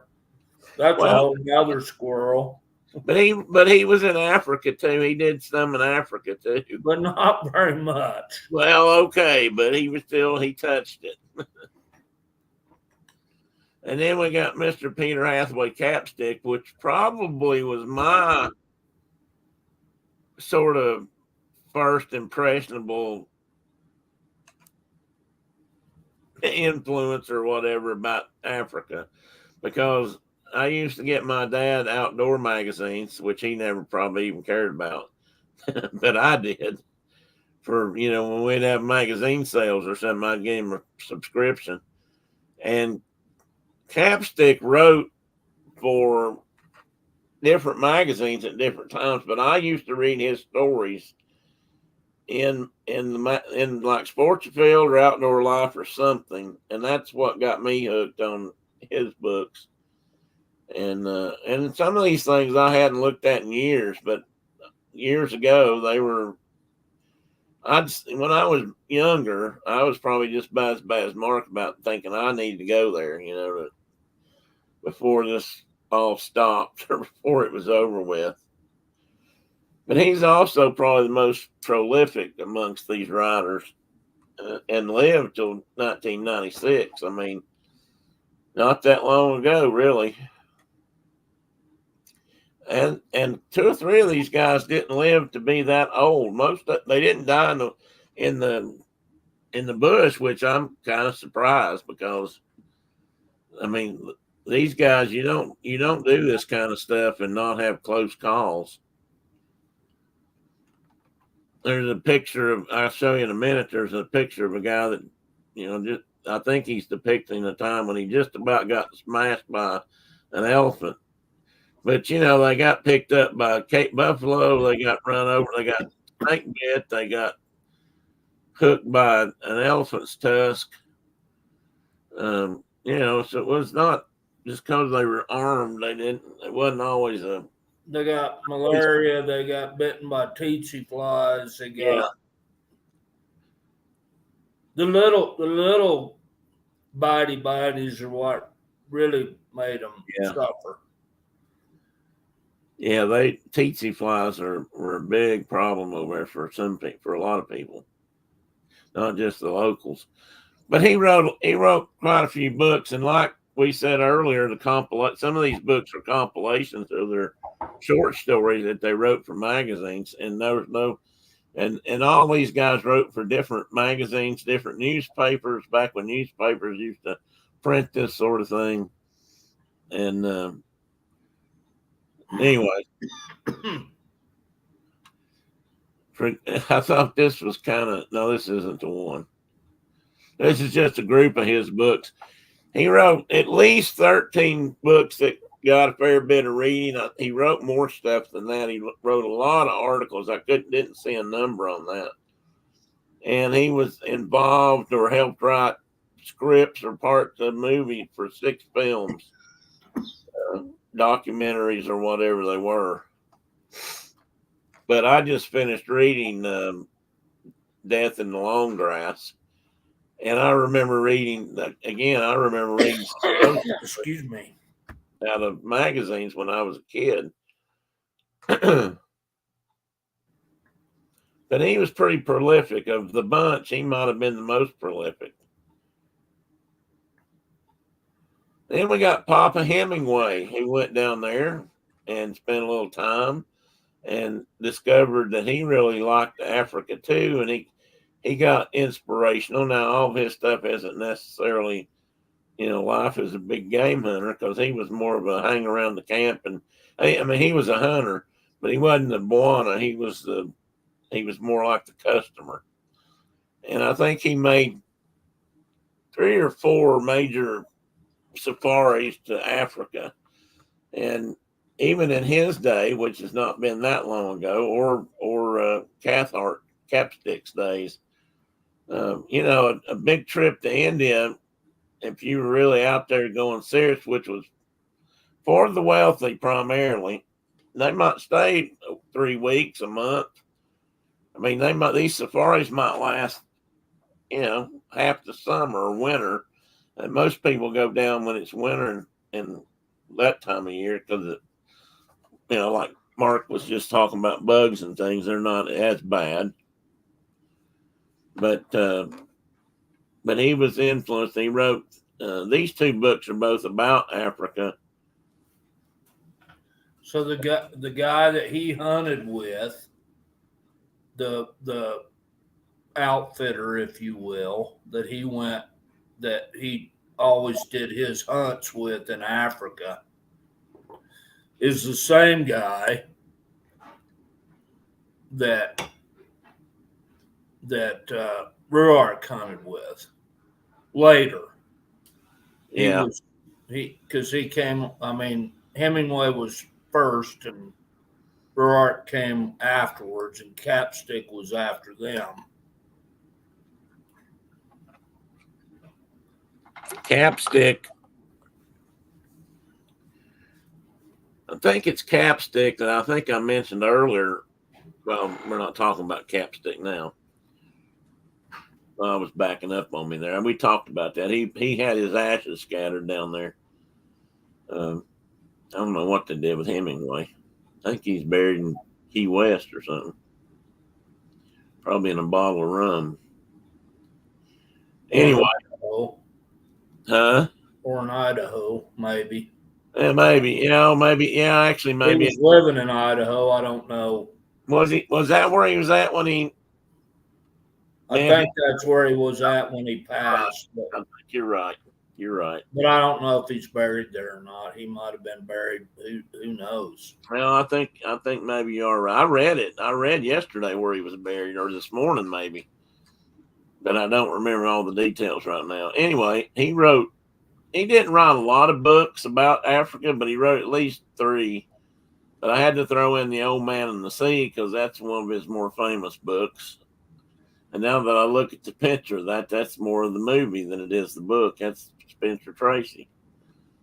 I thought this Look magazine cover from 1954 was interesting. Oh God, guys, let me turn my camera off again for a minute. Didn't mean to mute it. I thought it always kind of amazed me that some of these guys like Hemingway had not been dead all that long. I think he died in 61. So, I mean, what I mean by that is some of these guys lived in my lifetime. So a lot of this was going on not that many years ago. And let's see, Tina and KU were discussing killing it. Keep that in mind for a minute, and I'll come back to that because I'd like to talk about that a little bit. But anyway, these are just some more photographs, but that's one of his books. I think he wrote I think it was 3 books about Africa, but he wrote a lot of articles. Like I said, back then, these guys could write articles from magazines and newspapers. Some newspapers had big sections about hunting and outdoor life kind of things. And, I guess they weren't afraid to talk about that kind of stuff back then. Yeah, I'm quicker than you think, Tina. I just don't always show it because I'm sneaky like that. But that bottom picture is him in Africa, but he's bird hunting. He found a little spot down where he was the camp where he liked to go, and that they could go out and he could take a gun bear or whatever, and they could go out and shoot a few birds and bring them back for the dinner bucket. And he liked to do that too. The upper picture there is his last trip, part of his last trip to Africa. And that's his last, I think, third and last wife, whose name I cannot remember. One of the funny things about Hemingway is, like so many other men, probably me included, we always have a certain amount of machismo. And every photograph I saw of him, well, except for like that one where he's holding the gun, most of his photographs, they show him with his chest poofed out, and you can tell he's got his gut sucked in, and he's pulling up his pants like, okay, boys, bring on the next one. And I just thought it was funny. Of course, he was, and he had an image to maintain, I guess.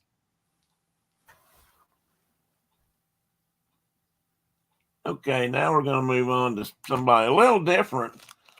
Couple of these guys, a lot of these guys thought this guy, Selous, was one of the greatest white hunters or guides or whatever that was ever there. And as far as I know, he only wrote a couple of books, but he sure knew how to write a title.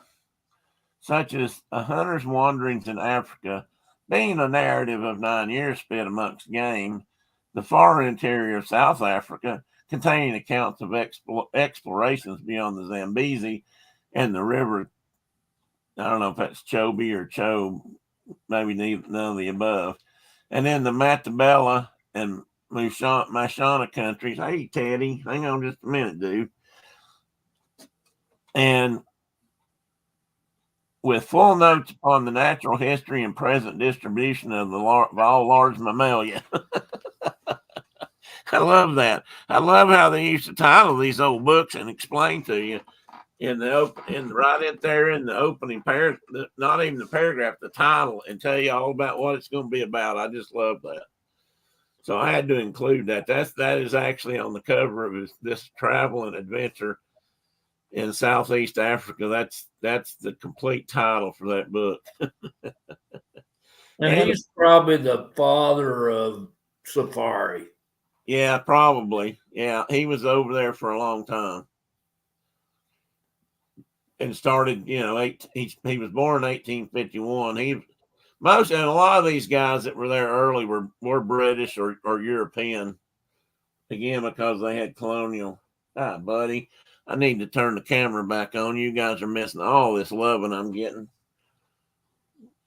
Say hi, Teddy. Say hi, everybody. He saw me standing up. So he was trying to pull me back down to my seat. I'd love to find an old book like that one on the left with his name, or the right with his name in it. That'd be cool. The second book, Sunshine and Storm in Rhodesia, was about the second. I can't remember what they called the tribe, but it was the second major war they had in Rhodesia, probably before it became. It's Mozambique now, isn't it? Zimbabwe. Excuse me. But the title of that book, if you get open to the front page, is Sunshine and Storm in Rhodesia, being a narrative of events in Matabeleland, both before and during the recent native insurrection, up to the date of the disbandment of the Bulawayo Field Force, which he was part of, which was military police, basically. And so he was there when a lot of that was starting to happen. There was a lot of unrest. People, as a rule, don't like to be colonial people. I guess in some ways we didn't either. We were a little different because we colonized and stayed. The Indians, natives, probably didn't want us here, and we didn't want the British here. So sort of a catch-22 for the natives. And pardon me for blowing my nose, guys. I'm having trouble breathing and talking and sitting. Anyway, what's the next one here? Oh, well, as I was looking through this, researching this to get this stuff put together, I came across all these different versions of the covers or cover art on his book, The Hunter's Wanderings in Africa. So I had to put some of them in here, or the opening pages, like this one on the upper left shows an elephant rolling over him head over tea kettle. That's not what we used to call it here, but you know what I mean. And this one in the middle, I love this one right here that's got all this cloth. I thought was interesting. I just have to assume that's a reprint, obviously, and it's not an old dated book when they redid it. And I just thought it was interesting that they had all that cloth. And I guess I'm looking at that, and I guess some of that might be African patterns, or at least what somebody thought might be African patterns is maybe the reason that's on there, but I'm not sure. But then you got one over here. It's a huge elephant charging a couple people, and you got a nice leather bound version down here, and then you got this one with another elephant on it, but you can't tell who he's charging. Or this one with Celis on a horse. And I did read about him that when he was younger, and some of the other hunters and people he was around always commented about his horsemanship. Yeah, the tea kettle's the head. And the other part that I'm not saying is on the back end, or at least the back side.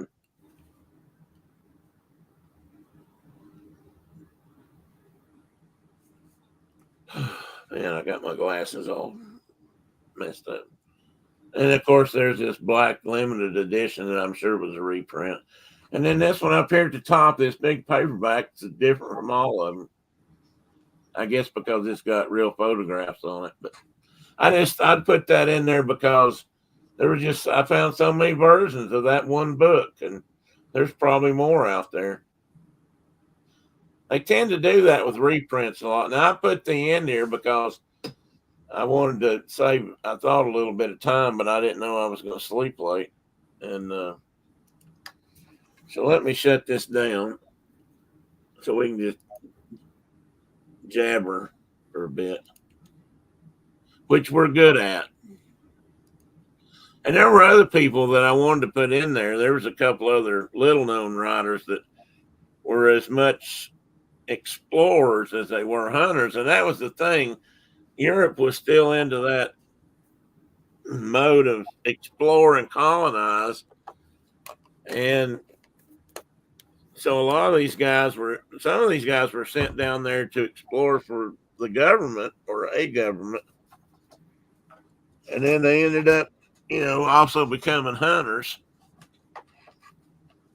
And some of them, were down there for other reasons. I mean, Stanley wrote about a lot of this same stuff when he was doing his big trek after what's his name he presumed. Now, Kay and Tina were talking about something that's always, going to be controversial.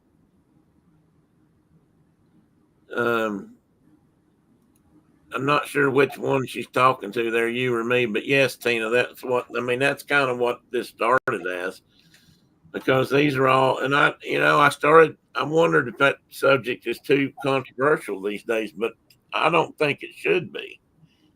For several reasons, but most of these guys hunted, well, because they love the outdoors and love being out there and testing themselves, if you will.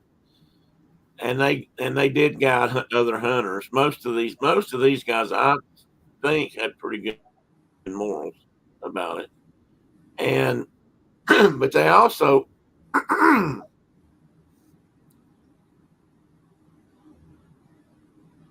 several of these men also worked for the governments of the countries they were in. Sometimes they kind of had to. I mean, if you want to be licensed in a country, you got to kind of go along with some of the stuff they want you to do. So some of these guys did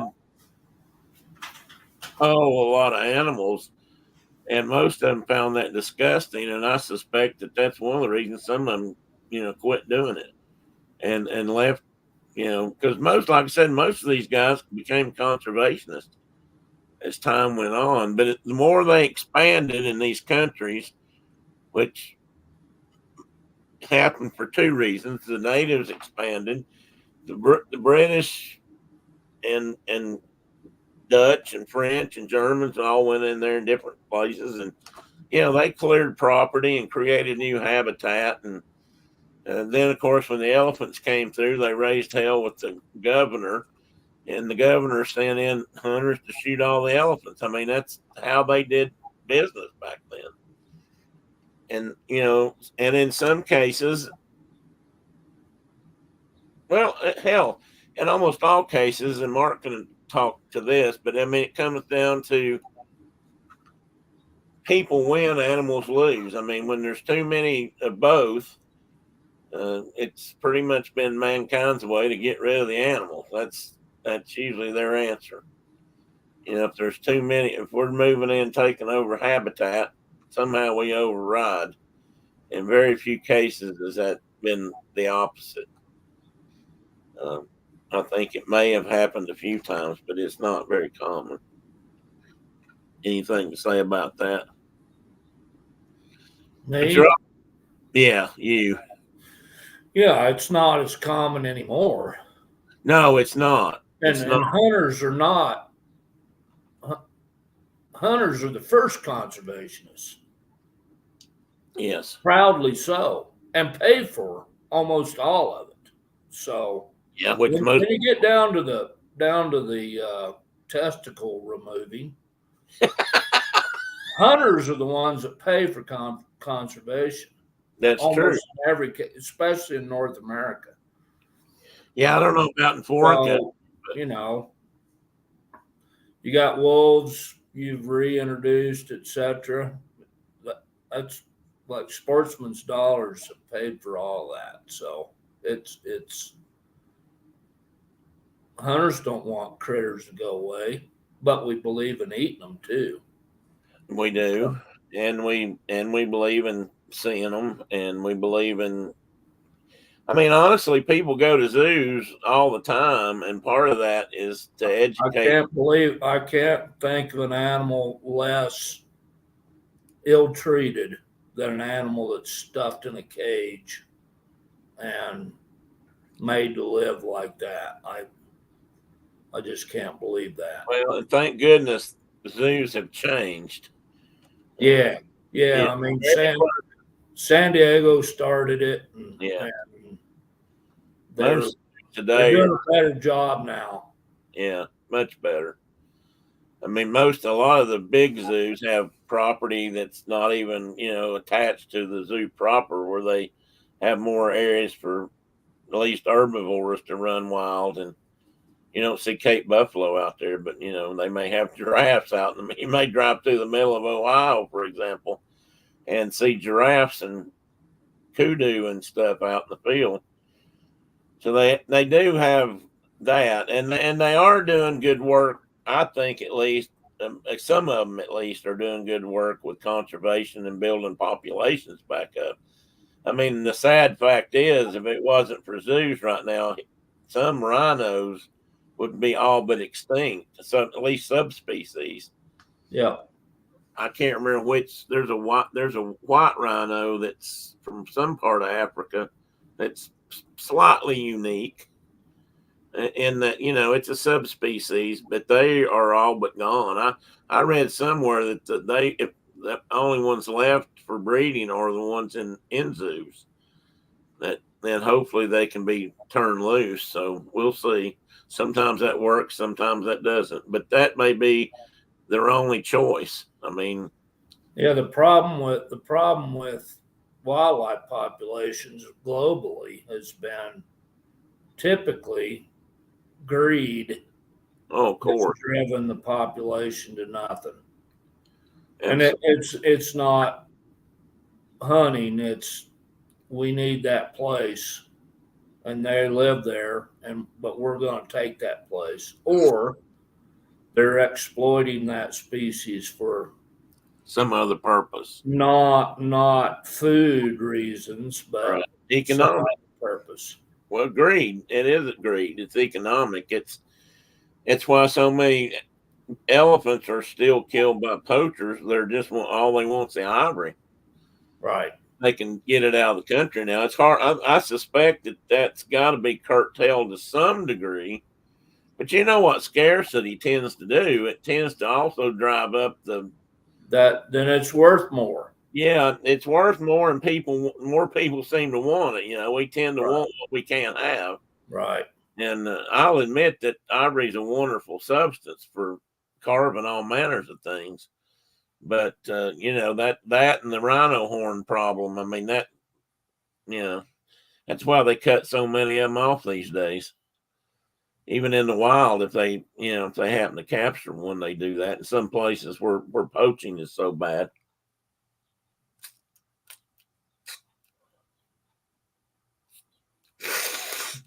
What are you doing? I can't breathe. I'm trying to spray something up. Trying to breathe. I got you. Or at least through my nose, and I breathe through my mouth. One, that makes me a mouth breather. and two, that makes my mouth so dry I can't hardly. Well, shoot, man, I was holding on that thing Kay said there. These are needed. We need to show that. I think people do need to see a lot of. I mean, I do think that helped, but it also tends to what's the word? Well, some people would say it gives you that Disney thing about animals, and that can be difficult too. But I mean, I agree with Kay that they're needed, that education is the key, and not people not being apathetic about the existence of critters. It's what are you doing? Tina, she said she was reminding me to use the right bottle. I don't know if you were here the day I explained the wrong bottle and the right bottle. I wasn't there. To put up my nose. Because the wrong bottle burns like hellfire. And feels like it goes right to my brain. This is the right bottle, but the spray nozzle's not working very well. I keep pumps because they go out and I swap bottles and put different pumps on them. But anyway,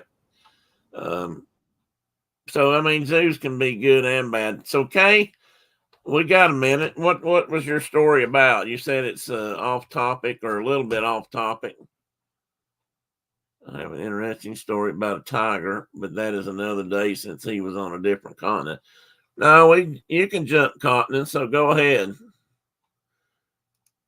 We won't. I promise not to hold it against you. Plus, you can be accused of a squirrel. Use AYR. Chuck swears by it. I don't know what that is. Air. I use Afrin. I can do an advertisement. I should own stock. I've been using this for a long time. And I know that's usually not good for you to use it too much. I know about the addiction to nose sprays and nose sinus clearing sprays and inhalers, but I went for a long time and I wasn't needing that. I'd used it for years. At times I needed it, and usually I need it at night. Right now, I'm sniffling a bit, and sorry for the that. It's a gel form of saline for your nose that was this year's issue. He had lots of bloody noses. Oh.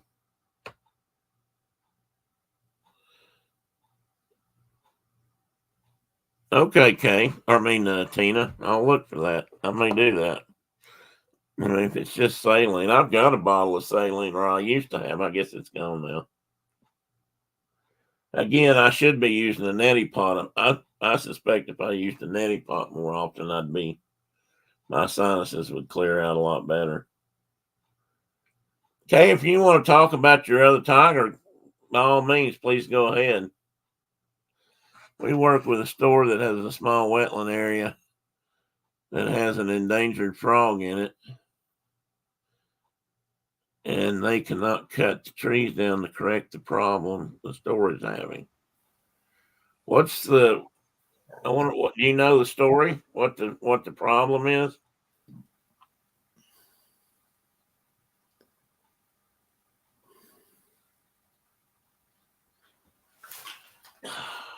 Oh my God, that tastes good this morning, Tina.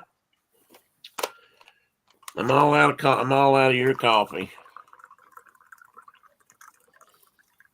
I went through it pretty quick once I opened it up, started using it. That's my fault. As we all know, I go through a lot of coffee. None of the hunter's neighbors would let him stay with them. In the end, the tiger attacked the hunter. Oh.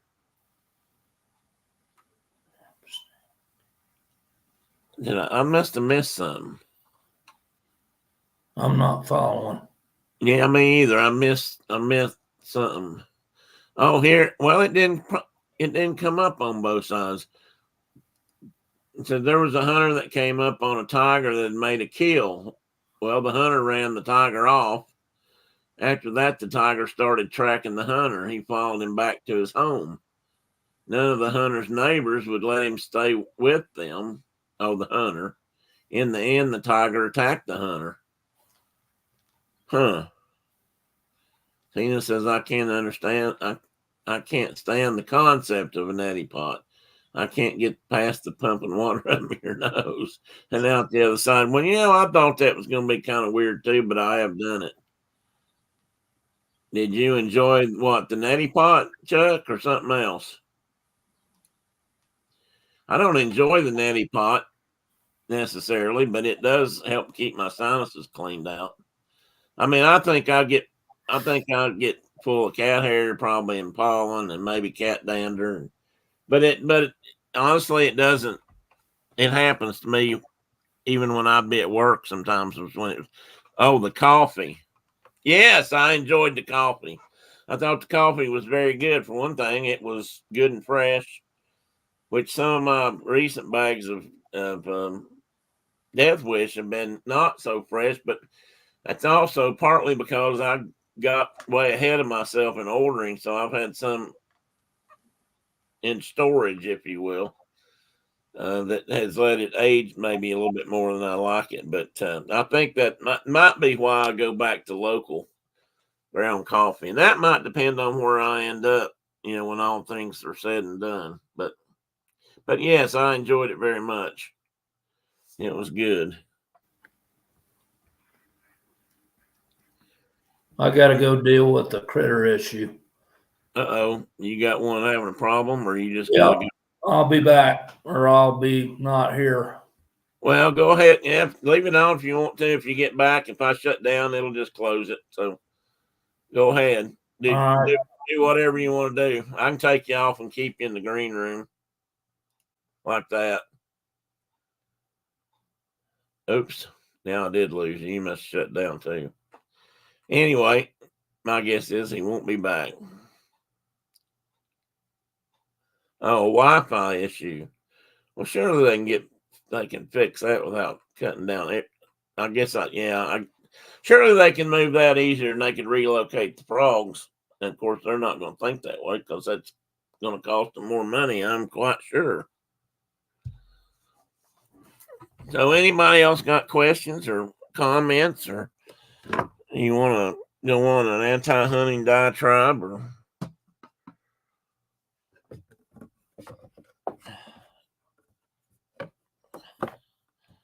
I've had people accuse me of being a paradox of ideas, and I'm sure they would somebody like Mark too, because we both fought for wildlife to create habitat or have money be used for that, and we've also hunted. But I think there's a different kinds of hunting.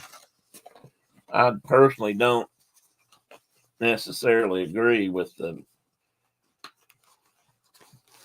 concept of hunting as it sometimes is depicted on TV, or as it is depicted on the internet these days. At least not all the time. I'm repacking my Kleenex box, guys. I've got a special box that I like to use. So I take them out of their box and I put them in my box and I close the lid. Now I have Kleenexes ready. And you can ask my spousal unit if she ever gets back online that happens a lot.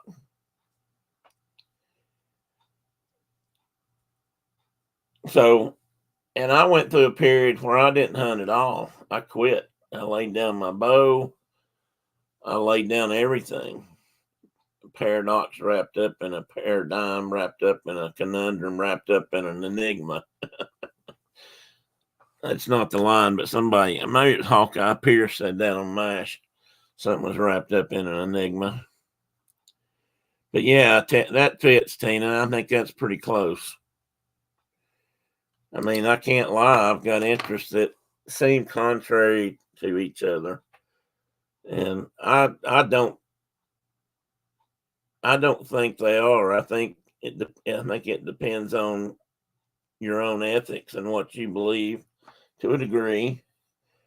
But I also know that a lot of times there's more involved in scientifically, not always, but a lot of times. To piggyback on Kay's comment, not only do zoos educate, they also have reproduction programs. Yes, they do, Chris. That's very good. I mean, if it wasn't for that, some of these critters wouldn't be there. And they do both things. And you're absolutely correct. A lot of animals owe their very existence to zoos these days. But I hunted. I grew up hunting. It was my dad hunted some, but my dad never hunted to the extent that I wanted to, because I was one of those kids. I was like Mark. I read all the hunting fishing magazines. When it was fishing season, I wanted to go fishing, and when it was hunting season, I always wanted to go hunting. But Dad only hunted like rabbits and squirrels. We might go once or twice a year. Usually, we went on a couple of times. We went for dove season opened, but we usually went rabbit hunting at my granddad's. For Thanksgiving, maybe at Christmas we might go. So maybe once or twice. And squirrel hunting usually about the same time. At Labor Day it would open, and we'd usually go once, maybe twice. Now, once I got old enough to go by myself, I went by myself, and I hunted a lot more then and became a lot better at it. And I enjoyed squirrel hunting a lot. I wish I was doing more now. In fact, I'd like to kill a few right here in my backyard, but that's a whole nother issue.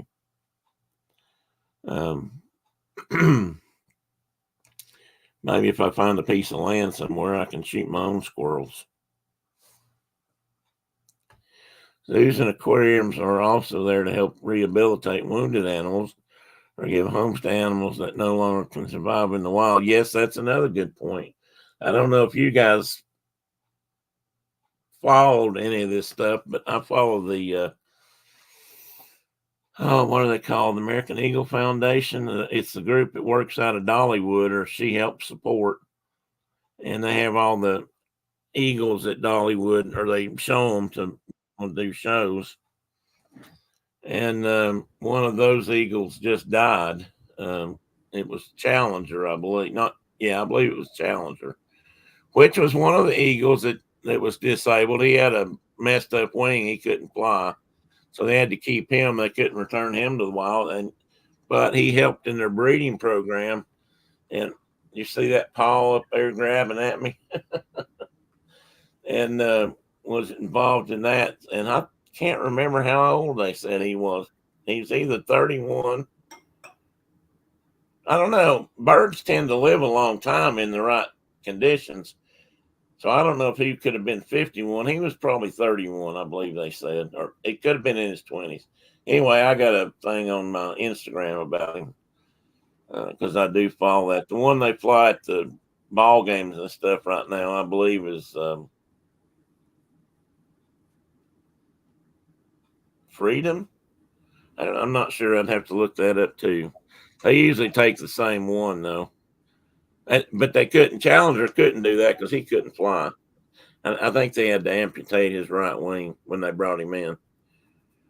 That happens a lot more than people know. I mean, birds of prey get hit by cars and trucks pretty often. Owls get battered that way a lot. I've seen a lot of them on the highway. I've seen a lot of hawks on the highway. They see a rabbit sitting down there in the short grass of the median or along the edge of the road, and they go for it, and they swoop down across the road just in time to hit Grandma's Lincoln. And, that usually does them in. Owls tend to get, if they doesn't kill them, they tend to get eye damage or wing damage or both. So that's the only way they could survive. And I hate it when cars kill animals. So I'm definitely for, in the wild, if an animal gets, you know, if a wolverine attacks a black bear and one of them wins and the other one's wounded and drags itself off and passes away, then that's natural. But to get hit by a car and then crawl off and die sucks. I just hate that. This is a Thursday discussion, but we have to get past the idea that we're monolithic. We all have variations of opinion. We need to get back to searching for commonality rather than opposition. Well, Tina, you're absolutely right. So send me that in an Instagram post. Cut and paste that into my Instagram or private DM so I can maybe use that. Thank you. That is correct. And I am guilty of that. And I stand accused. Of being a monolith? Of being a monolith? I guess so. I think by what she's saying there, I would be a monolith. I tend to want to stand my ground. I want to believe in compromise, and there are things I do compromise on, but it's gotten to where if we don't stand our ground, we feel like we're just going to be completely overrun, and in some cases we would be. But anyway, that's a Thursday topic. I don't want to get into that right here. I thought about showing you. What happened to Africa? Nothing. We can still talk Africa. You just left. We were talking zoos and African animals and things, and it led off to that. Back to zoos and aquariums. This is why I will always support SeaWorld, which is not a popular opinion. Yeah, I think they've played a huge role myself in some things. Oh no. And now I'm not going to show my bow now. He's talking about eagles getting shot with an arrow. What do you want to talk about? Which I would never do. No, that's. But I picked up hundreds and hundreds of them off the highway, both alive and dead. Hundreds, and packed them to rehabilitators and packed them to whoever. Sent them to the feather bank for the natives. Which is something I didn't even know existed till we talked about it, and you told me. Yeah, so we would pick up, because deer get hit on the highway, or pronghorn get hit on the highway, or elk get hit on the highway, and the big birds of prey come down and eat those animals that are dead on the highway, and then they get hit on the highway. And it's not legal. You can possess, if you're a native, you can possess eagle parts for religious purposes. Right. But you can't go out there and just shoot you an eagle. Right. There's a legal way of obtaining those feathers, and that's through the feather bank, which is, I think it's housed in Denver. And we would give, roadkill golden eagles and bald eagles to the feather bank, or owls or whatever. And so that was we would just store them in our big freezer at the office, and Fish and Wildlife Service would come and pick them up and take them to the feather bank. Do they keep? I'm guessing feather bank doesn't, but I'm not sure how they treat them. What about songbirds? Do they do that with them too? Some? No. Okay. Not that I'm aware of. We were never involved in any of that. I mean, anything that's in the migratory bird treaty. Yeah, it was just raptors. If native peoples wanted raptor parts for religious purposes, they could obtain them legally through the feather bank. Well, speaking of bow and arrow, get that bow out and show them what it does. No, I'm not.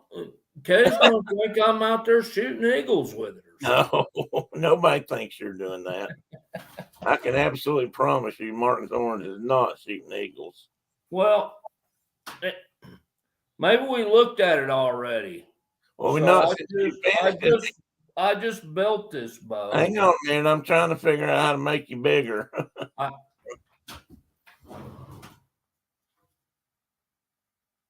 Oh my God. So I just built this bow for my trip to Africa. And I may loose an arrow and I may not loose an arrow, depending on circumstance. But the cool thing about it is, I'll unstring it here.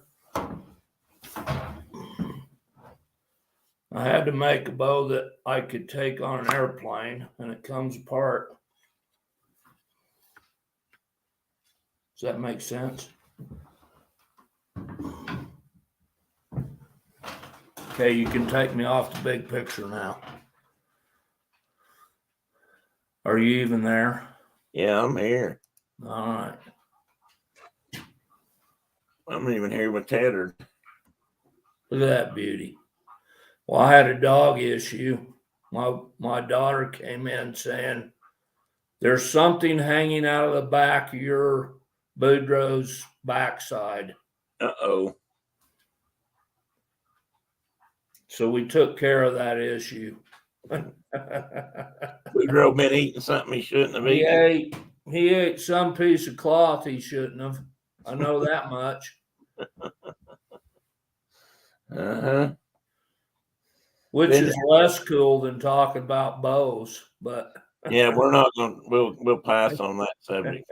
You don't need me to show that. I had that problem. We used to have a cat that liked to eat the icicles off the Christmas tree. Oh yeah.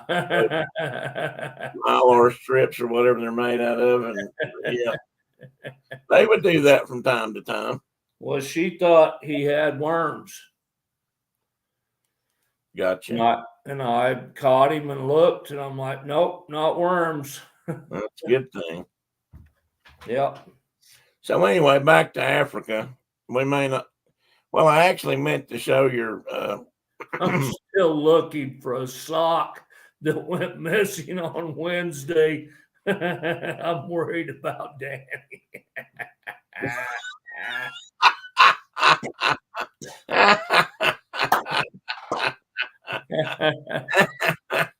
Hey, well, that's kind of what this looked like. A part of my wife, she wears them little footy socks.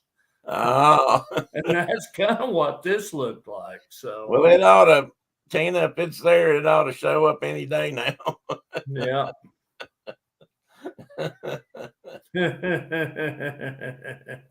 Oh, what we do for animals, for our creatures. Look how big that cat is. Yeah, he's bigger than Boudreaux. You believe that? You think you're bigger than Boudreaux? He says, "Hell no." It was a sock from her favorite pair.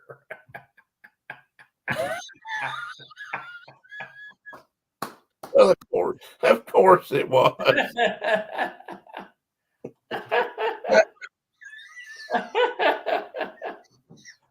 Oh my.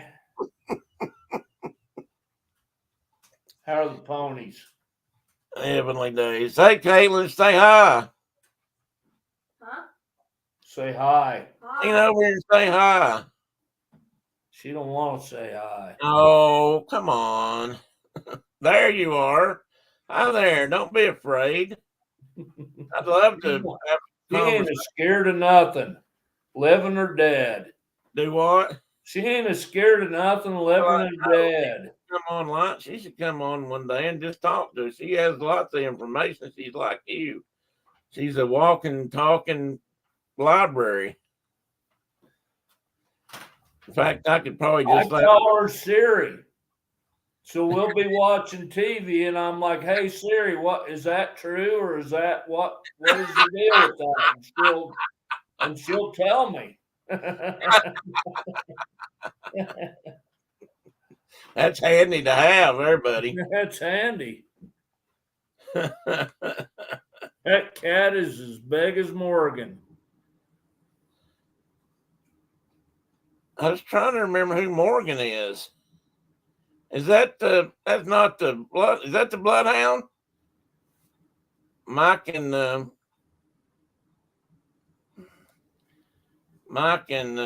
Diana. Is that their? No, that's not their bloodhound. No, that's Well, Tina's got a big that's hound. not Morgan. That is a big cat, though. He is. He said, "I Smilodon, Mark. I'm a Smilodon." He's bigger than a lot of bobcats I've handled. Yeah, sure enough. Especially female bobcats. He's bigger than a lot of them. So You want them? No. Well, he doesn't usually when he wants to be held, yeah, Yeah. Walter's the bloodhound. Walter, that's right. Walter's the bloodhound. Oh, it's your coon, Morgan's the coonhound female. but she's this size, huh? Well, he probably looks, but you know what they say. Old Dan and Little Ann. You know what they say about TV? It puts 10 pounds on you. Or maybe it's putting 10 pounds on Edder. I still bet he weighs over 20. He does a little bit, don't you?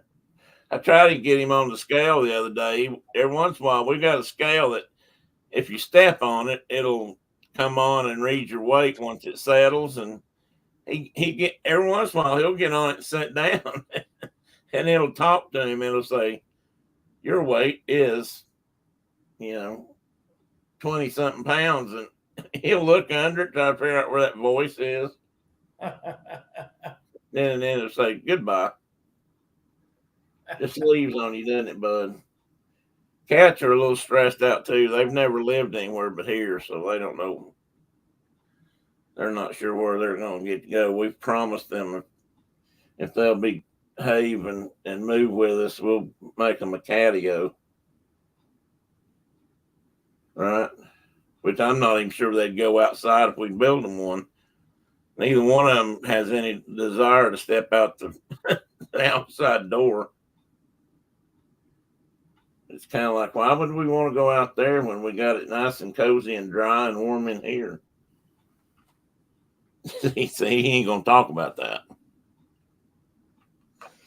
Anywho, I suspect look at my beard. like a spot where he could go outside, but still remain enclosed. That he'd be okay with going out and looking at squirrels and rabbits. Him? You know about him? Him. Yeah, well, I hope so, because we're going to try to do that.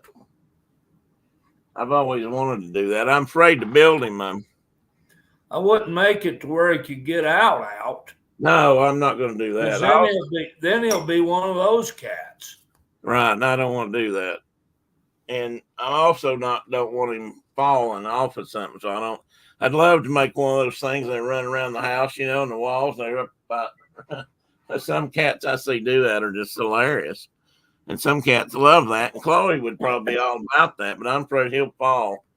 I think that's what happened to Simon. Simon got up and fell and injured his back and screwed him up till we had to the point where we ended up having to have him cross the Rainbow Bridge. I don't talk about that in front of me. But anywho, I don't know if when we get off here, you got things to do? Yeah, I got to go feed horses.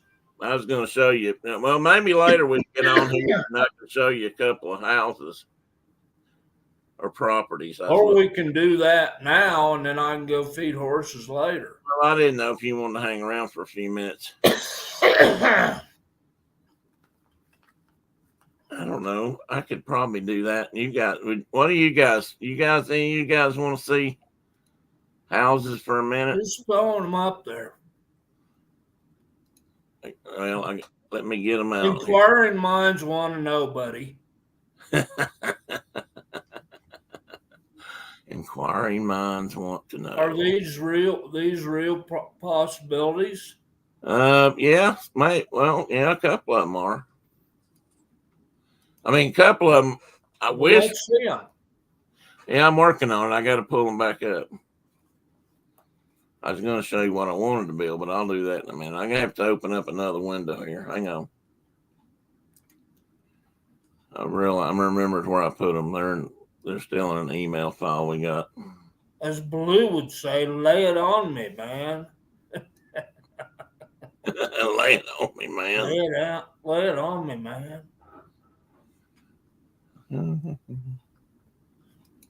My youngest grandson requested The Jungle Book as his last Disney movie we watched together. So,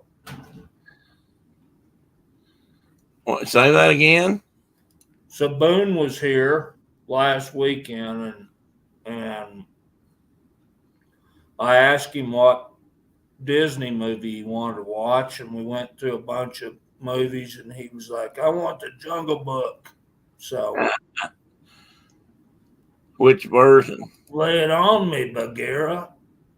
The original, the only version. Okay, this is one. And it Where's doesn't.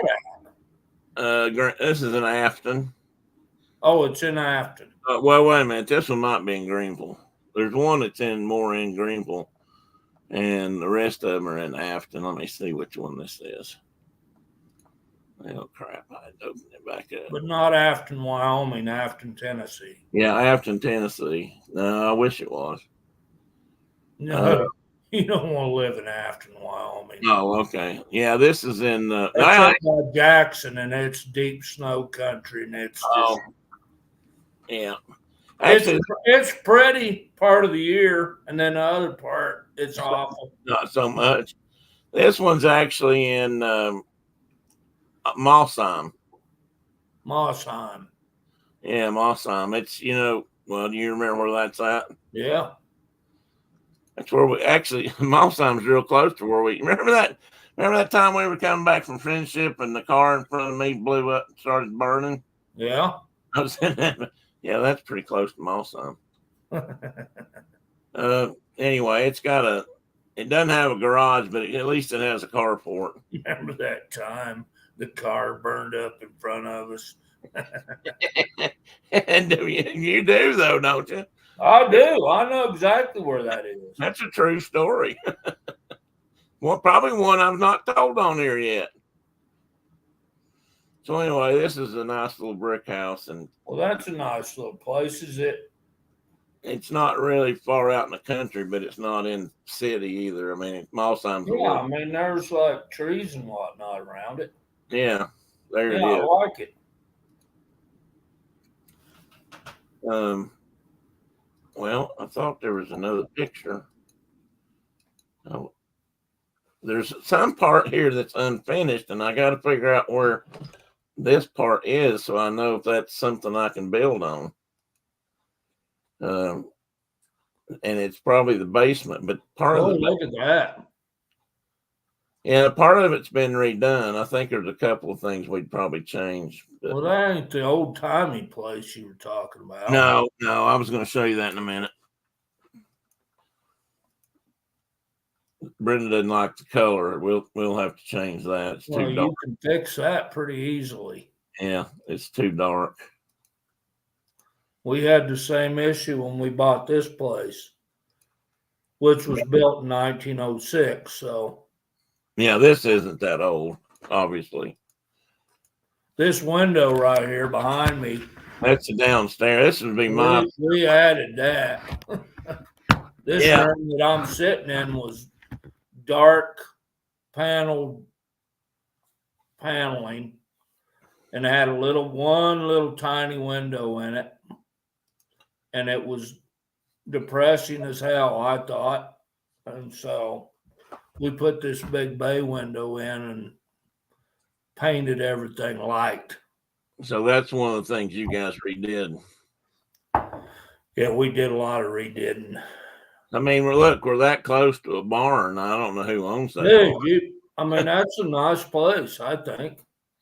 Yeah, and this would be my domain right here, probably. So you have to imagine this part of the basement with bookshelves With and flags and all that. and Yeah. And this part right here, I'm assuming, is the other side of the basement that's not finished. So this could probably be, this could be done too. you could have a reloading bench over there. And exactly. I see lots of possibilities. Now you're talking. I see Okay, many possibilities. Let me see what the other one is here. Plus, it looks like a happy piece of country. Yeah, I'll be honest with you. I'm starting to think I wouldn't mind moving back up there. I didn't think I would. Maybe never do it, but of course now I'm also thinking about all these things that I'm not going to do. Well, I've lost the show here altogether. There it is. All the things that I'm not going to do now. What was I getting ready to say about that? Damn it. Like jump out airplanes or something like that. No, well, I could probably. Hey, you come back. What's the deal? Something news? Oh, Abraham Lincoln's been shot. Again? No, I think he's just now hearing it. Oh. I think he just got the news. It's like Lloyd on Dumb and Dumber. Yeah. He landed on the moon. When he Tina, Tina, if you're still here, I think it may just be me, you, and Mark. And Chris, thanks for coming in, buddy. Take care. Have a good rest of your day if you're not already gone. Yeah, we had a burning car story, Tina. I might save that squirrel for next week. That was a interesting bit of what? Yes, I know. You got to learn to use your words. You know that. I've been trying to teach him English. It's not. He's not a man. It's a man. A man. Let's see about this one. Yeah, I might as well show this. This one is actually the one of these. He's still here. Oh, okay. This is the one of these houses that we were looking at just now. This is the one that Brenda likes the best, I think. And I'm not sure about any of these yet. Are you showing it? No, I'm getting ready to. Takes me just a minute to get there. This one. They all have issues, dude. Oh, I know. Every house on the planet has an issue. But this one, I kind of like that place too. Yeah, I kind of do too. I mean, this part right here reminds me of the old Yeller between the buildings, or there was some kind of dog walk trot between the buildings. Is this not the one?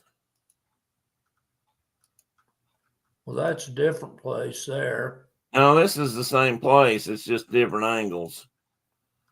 That was the backyard. I don't like the colors in there either, but that don't matter. Oh, but they're better than dark.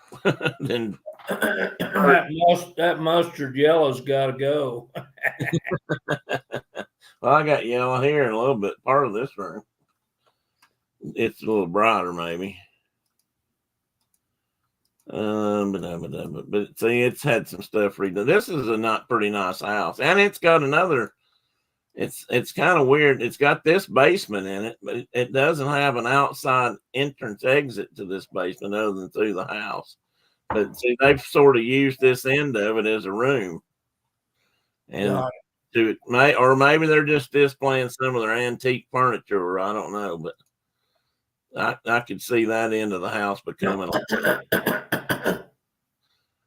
You know, Billy Bob Thornton would be afraid of that room Why? because it has antique furniture in it. I didn't know that. He's a different cat. Oh, well, that's not the one. One of these has a That's an Mbogo. that's an Mbogo. That's Why a is Black that? Death right there. Oh, that's that Robert Urich video. Don't come on. I don't want you on. Why it keeps going to that one?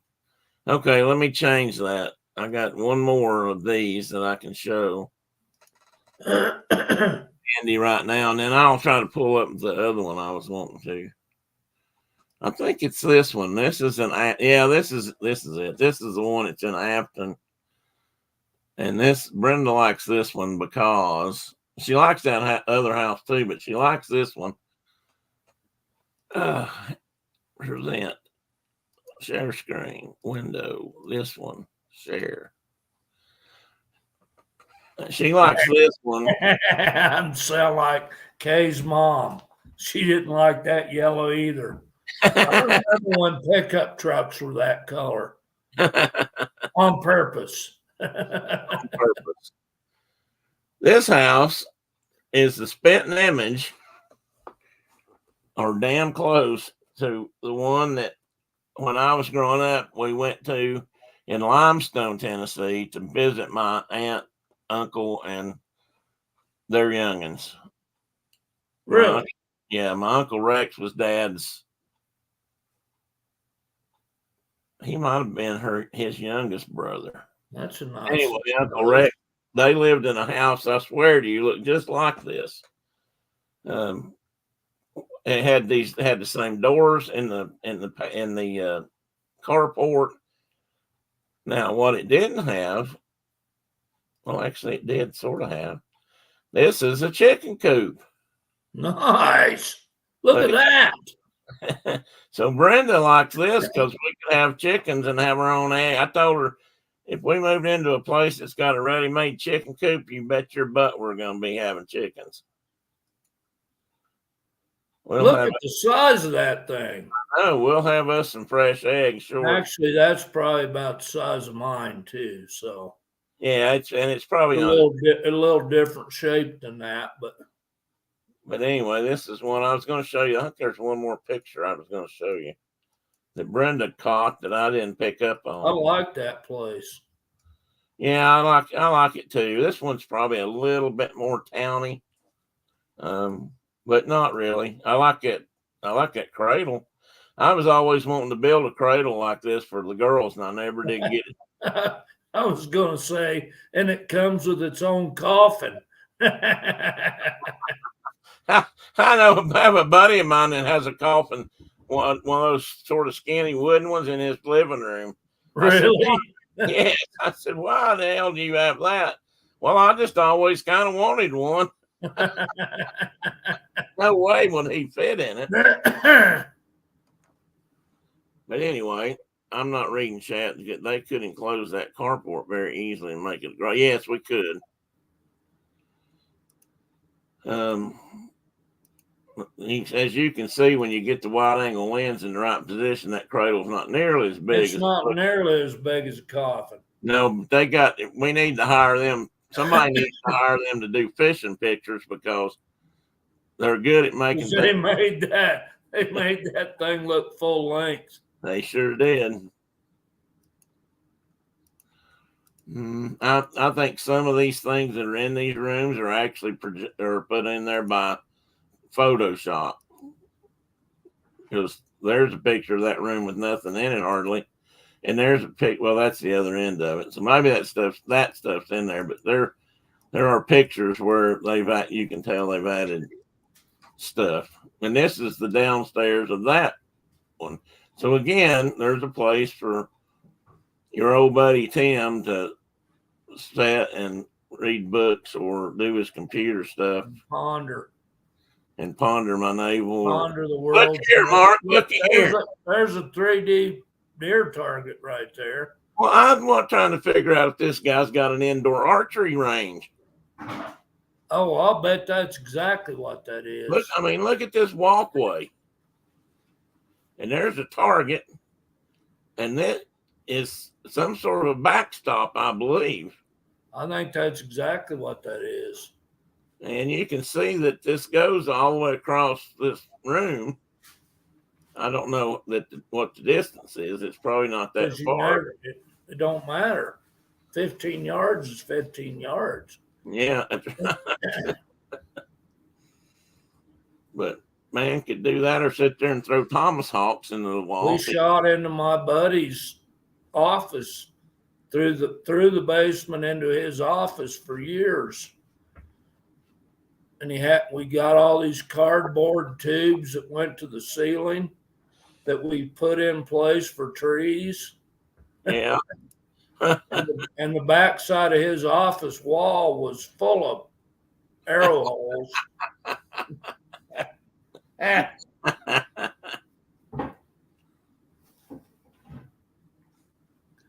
Anyway, where's the old house? hang Do you on. have it? I gotta pull it up next. There was one more thing I wanted you to see in here that Brenda picked up on. I didn't even see it. The burn barrel? No, but that's what it is. I see it. Hell, everybody I knew when I grew up, everybody had a burn barrel. Okay, this is inside the chicken coop. Wait for it.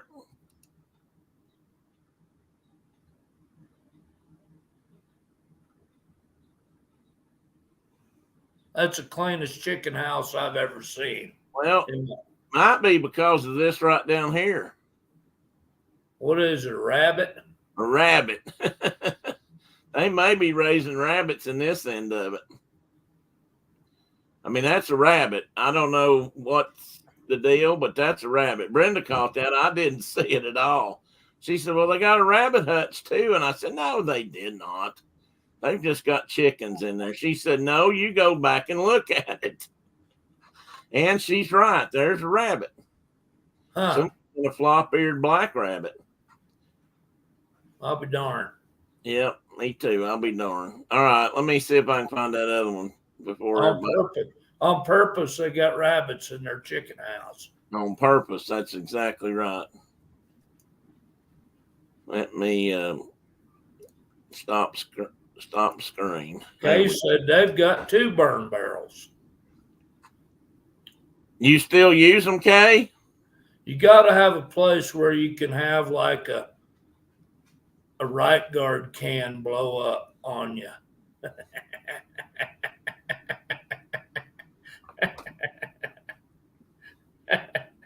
I can still remember as a child hearing about kids that got killed by the burn barrel because they threw the right guard can in and it blew up and turned into shrapnel, and it was kind of like quicksand. You just never knew when you were going to get got by it. That was one of our greatest fears, was to fall in quicksand. Growing up, we were always looking for quicksand. Because, I mean, everywhere Davy Crockett well, you know, every time Tarzan went out into the jungle, he got into some quicksand. And Cheetah or what's his name had to save him. Yeah, it was Cheetah, wasn't it? Wasn't there? Cheetah. No, Cheetah was on Doctari. Oh, okay. His monkey's name was something else. I can't remember what it was now, but all right, bear with me a minute. Let me see if I can find this house. I think it's right here. I think take a look at this one. I think this is it. And Robert Rurik wrote about the fact that, was it Burroughs that wrote all the Tarzan, Edgar Rice Burroughs that wrote all the Tarzan books? It was. That he made up names for wildlife that were much more colorful than actual Swahili or something. For, you know, Tantor was an elephant, and oh yeah, he had his whole like own language he created for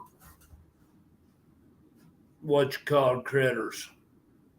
But beyond, you know, Timbo and Simba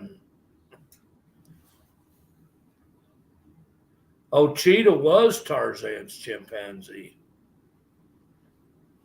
Okay. So who was on Daktari then? So what was the one on Daktari? Don't remember. I'm going to share the screen again. All I know is we talk about people doing cheetah flips when you're happy. Oh, there's that place. This is that old place. This place was Civil War, before the Civil War, I think. Dude, that's cool. It may say here in just a minute. There we go. It may say here in a minute what the age is, or I'll look for it. But I think it's built in 1840 something. And that's the biggest problem with it. Well, I mean, obviously it's old, but that doesn't necessarily mean anything if it's got good. But they've kept it up. Yeah. The inside's a little rougher. They've been trying to redo some stuff inside, but they've obviously lived in it. That the problem is it's not got it's not right now got any formal heat and air. It's all fireplaces, which I wouldn't want. I'd replace that probably with a pellet stove or something. But it's got double. Wow, look at that though. Big porch. All the way around it. All the way around it. And now this is where I said it reminds me of an old Western or something. Oh yeah, look at that. Look at those floors. Oh my goodness. Yeah, it's got these throughout it. Of course, it would back then. And it looks like they've been working on painting it and getting it ready to paint, or trying to make it look, what do they call that? Distressed? What do they call that fashion? New Chic? No, not New Chic. Cheetah was Tarzan's chimpanzee. Oh, that's what you just said. Yeah. We'll have to look up not Atari, Daktari. Anyway, they've been working. I mean, they've been working on it. This has been redone. I'm not sure we like the color, but it's been redone. Older. Well, I don't know. That may not be that old a dishwasher. I think these probably had glass in them at one time. It's not there yet now.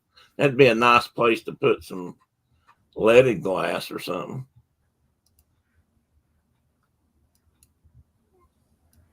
Microwave, new range top, nice oven. This looks like I swear to God, this looks like a hotel room from a Cheyenne Western or John Wayne or something. Huh. Daktari's chimp's name was Judy.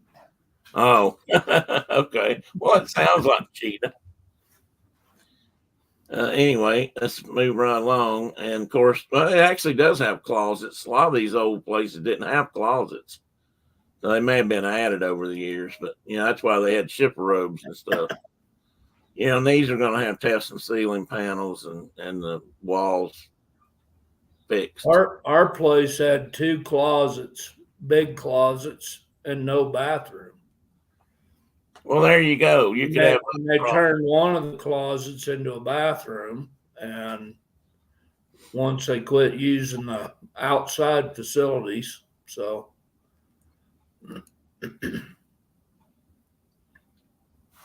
Anyway, I think I would turn a couple of those fireplaces into pellet stoves, and if I had, and this is the landing at the top, which might be big enough for a library right there. I don't know. Yeah.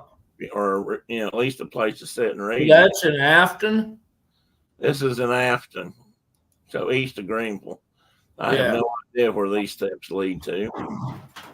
That's a twisty staircase. That might be like your hill climb. There's some under the floor storage area, and I don't know why that part's broken out. That would be an issue to fix. Oh, that's where the steps turn like that. Yeah. At the bottom. So I don't know if that's what'd you call that? A ladder case?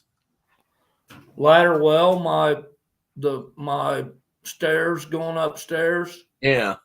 Yeah, it's like a ladder well on a ship. Yeah, it's real steep.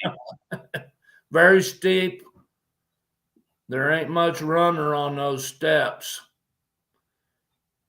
As a matter of fact, my oldest grandson come piling down them the other day. Oh no. Is he all right? Oh yeah, he survived it, but he wasn't happy about it at the time. Look at this door. I mean, that door looks like it's original.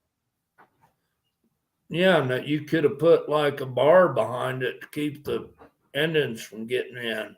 Yeah, it does. It does. It just looks like it's from the 1840s. I mean, I bet that door has been there from day one. And again, I don't know if they're just scraping paint, pulling paper off in here, or if they were trying to do something artistic with the walls, but it can be fixed. Yeah, that's not very arty. And that's an indoor bathroom and the fuse box, which I can't tell much about. And this one looks like it's not quite finished, but well on its way. Oh, and look at this big old tub in one room. That's nice. Brenda would like that. Well, that's actually a jacuzzi type tub. I'd probably like that too. That would probably feel good on my poor back. That's a nice part. This is That's a newer fireplace there. yeah, I'm trying to figure out what room this is. Well, I mean, it's surely it's a downstairs room. It's bound to be.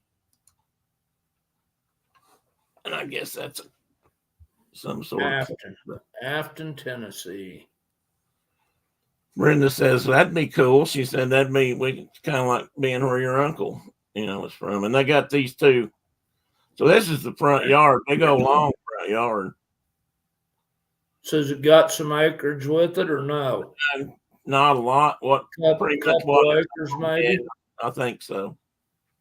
So it's not like and this is the cellar, which really doesn't mean anything. But this is where you could put the tunnel that goes out into the woods when you get under attack.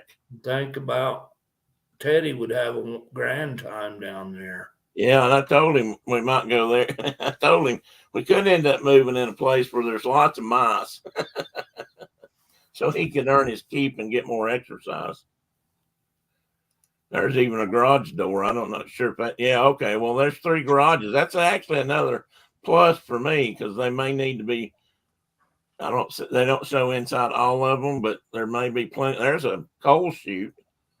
I'm thinking it's been covered over. I got one of them. But so yeah. did you see that video that Caitlin took of the mouse in the house?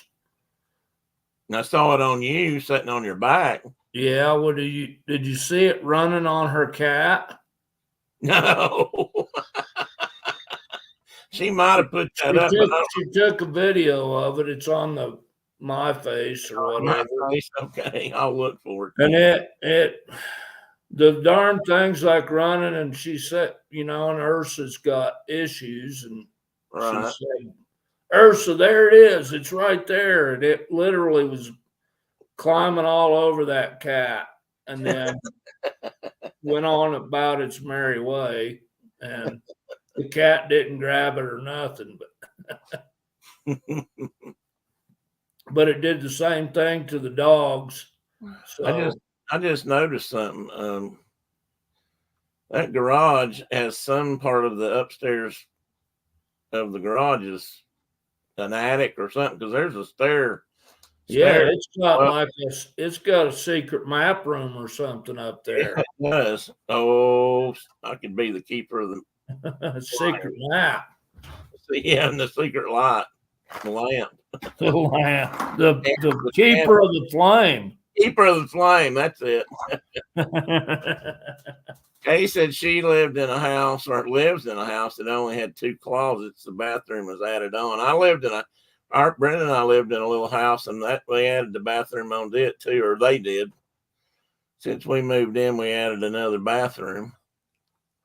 Did you add it on too, Kay, or did you put it in one of the closets or just out part of a room, or We need to do that too, but I don't know where.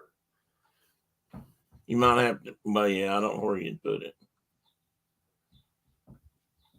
Anyway, It'd be handy. there's the backyard, and I don't know the property lines at this place. There's a clothesline, but there's a fence and a gate. Looks like. So I don't know what's right back Is in that there. building on the property, that one that's shown in the background there? Well, I think it is. Because that looks like a shop. Yeah, and it may. I mean, I think it's this building right here, or I'm not sure. Like I said, we haven't been there yet. Man, I like the looks of that spot. I think that's the kitchen off to one end. That's more part. Look at the rock work in that cellar. I see it. That's actually fascinating to me. That'd be a great, if that room could be, if it was tall enough to be fixed and sealed and ceilinged and, put some kind of floor in it, I would clean that rock up and leave it exposed. I wouldn't cover it up.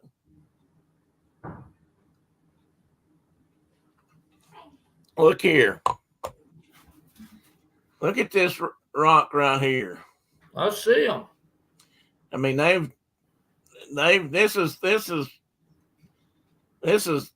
East Appalachian stonework here, whereas some stonemasons would, chip these and break them off to get more flat surfaces. And I'm sure they did some, but sometimes they just made what they had work. Look at that. They fit this big quadrilateral, some kind of rock shape, and they've laid it in there, and then they've built around it. That is so cool. Wow. I'm actually getting more.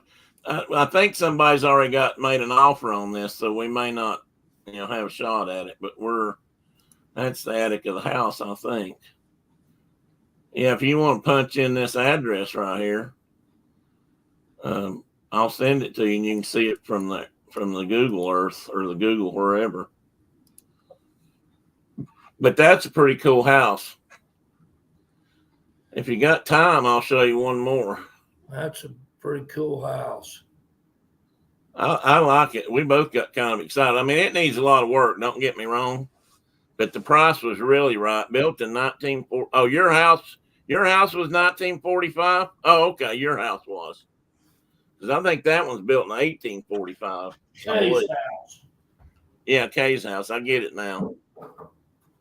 Let me see if I can pull up just one more. I don't know if I can still find it or not. Where was that?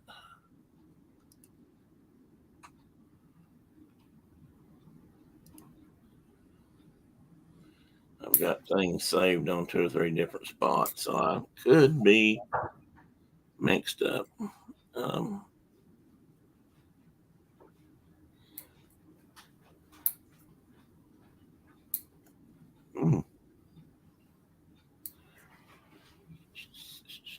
I tell you what, people sure have gotten proud of their property in some places. I mean, in some places I realize that it's always going to be high, always been high. But I'm telling you, places that I grew up where it wasn't high, but now is high, is hard to take sometimes. It's hard to swallow because there ain't nothing new about it, and it ain't no better than it was before. But man, is it bringing a lot more money. Yep. Okay, this one might have it. Yeah, we got this place for pretty darn good price. Yeah.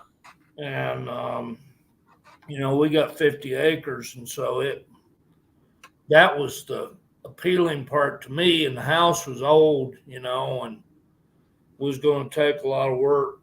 And we've done a lot of work. And the reason that we were in the bidding with like 8 other couples. And the reason we got it was we were the only ones that said we were going to restore the house. Not knock it down. Everybody else was like, oh, yeah, we're going to blade that sucker down. put us a modular or whatever, and Put us in a parking lot. we offered less than some of them did, and they're like, we're taking your bid because you're going to restore the house, and we have. And there's always work, but Yeah. Well, the problem with that here is I'm not capable of doing, unfortunately, a lot of things I used to do. well, I can't. I got a big, ginormous 2-story barn, as you know, and I would love to paint it, but I'm. Yeah. At one time, I would have. Yeah. But now you're probably being told to stay off that damn I'm thing. not sure. Now my wife worries if I get up on a step stool, Reckon why? and even though I ride horses and whatnot,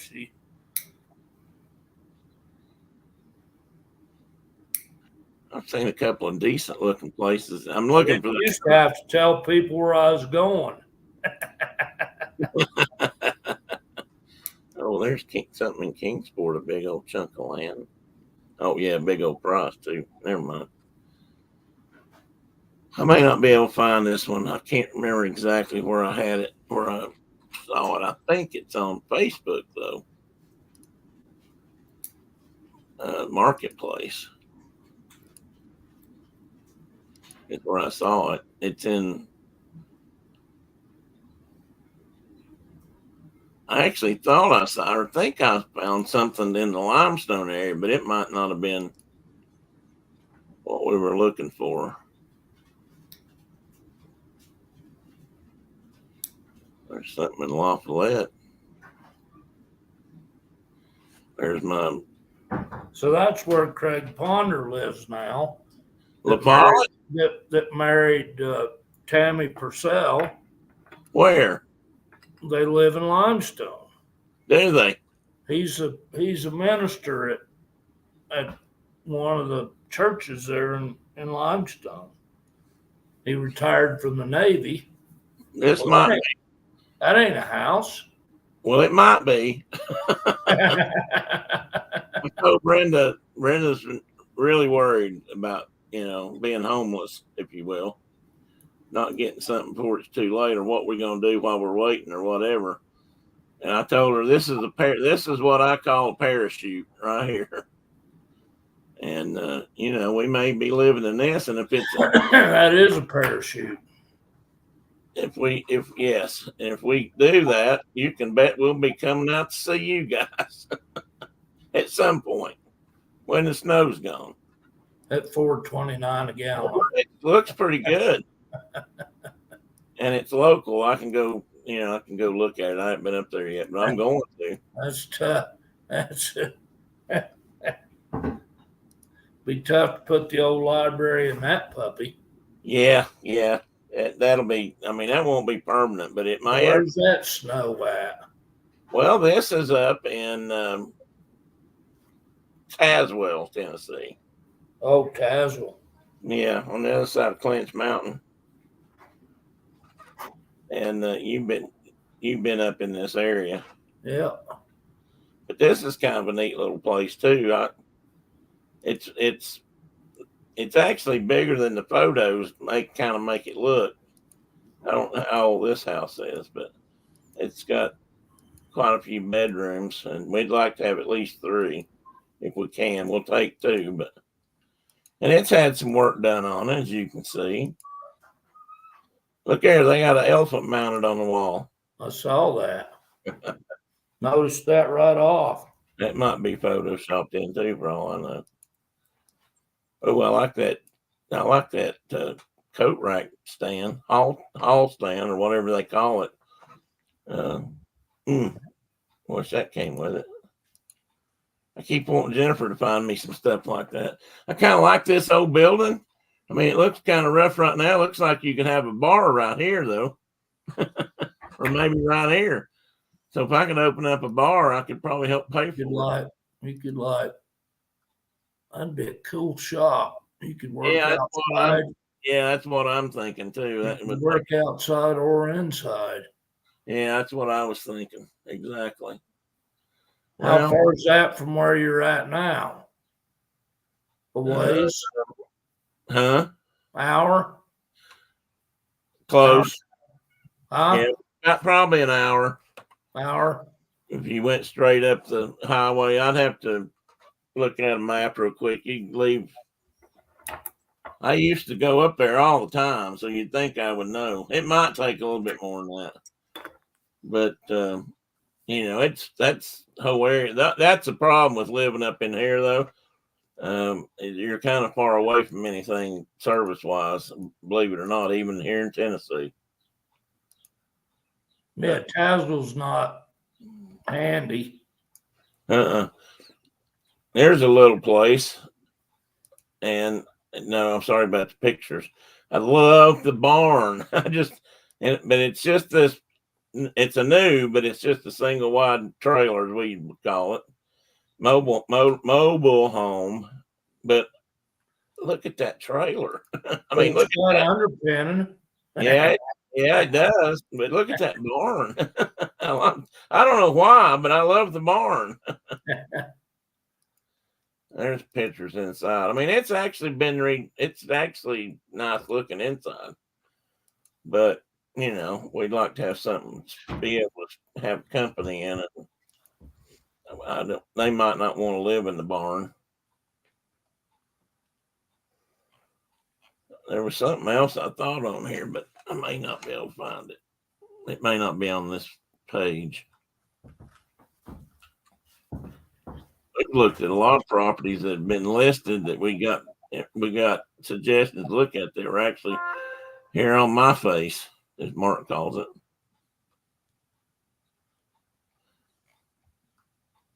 This looks like, don't take this the wrong way, but this looks like something you'd see out on the rim or out your way. Well, that's weird. I mean, not that it's trashy looking, but it's a weathered shed or not shed, but house that reminds me of something I saw out when I was out at your place. The busted windows. Yep. Yeah, it looks like that. Looks like that old trading post I took you by out there. Exactly. Floor. I don't know if that's the same place or if that's a barn it's got. Well, they got her fenced in, but they don't want anybody to take it.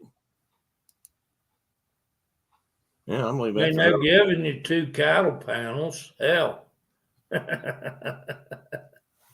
Where'd you see 2 cattle panels? Oh, right there. Right there on that gate. Yeah, what would I could trade those to you for a pair of moccasins? Exactly. I don't know. I'd take them both. I could use them both. You can't ever have enough of those. Do you see this right here, though, for that place right there? How many acres? Does it say? Oh, it's almost 100 acres. That would be cool if I could afford that. But look at the price. 1.5 million.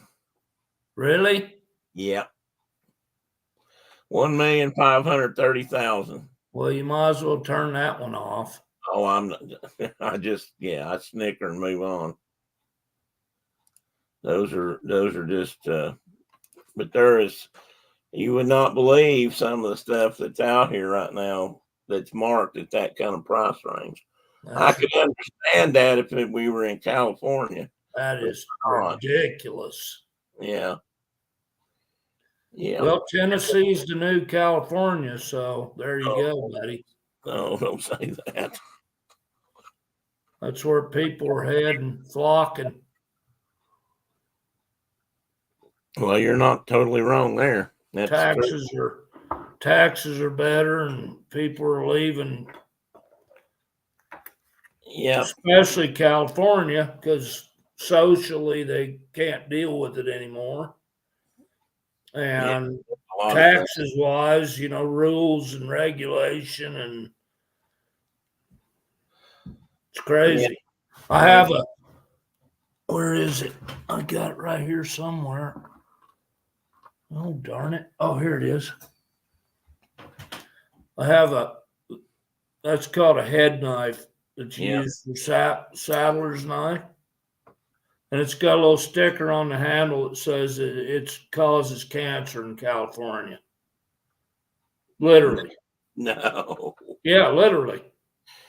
Something in the handle that they've stained it with or something. They're marking it. It's going, if I'm handling it, it's going to give me cancer. And there you go, buddy. Yeah, I know. I hear those stories too. I just roll my. I can't. I mean, I mean, let me make a statement here, and you can disagree or whatever. I can applaud a lot of things California has done, and they do have some. I'm going to think they've got better schools and a few other things, but I'll tell you something. They have gone way past the knee jerk. They have crossed the divide, brother. They have crossed many things. And To it the just, point where people are like, we need to secede from the Union. well, just a few of them do. They want that northern part does. Yeah. They, but and you can't. I don't know how anybody affords to live out there. I mean, we don't need to get into that discussion. Yeah, it's crazy, but It is crazy. Houses, everything out there is over $1 million. New York has high property taxes, prices, and high taxes. I'm trying to figure out why anybody would buy here. And I don't know. I mean, and I'm not knocking New York. I mean, there's a lot of that going on in a lot of places, and it's catching up down here finally. I mean, even here, our property prices went.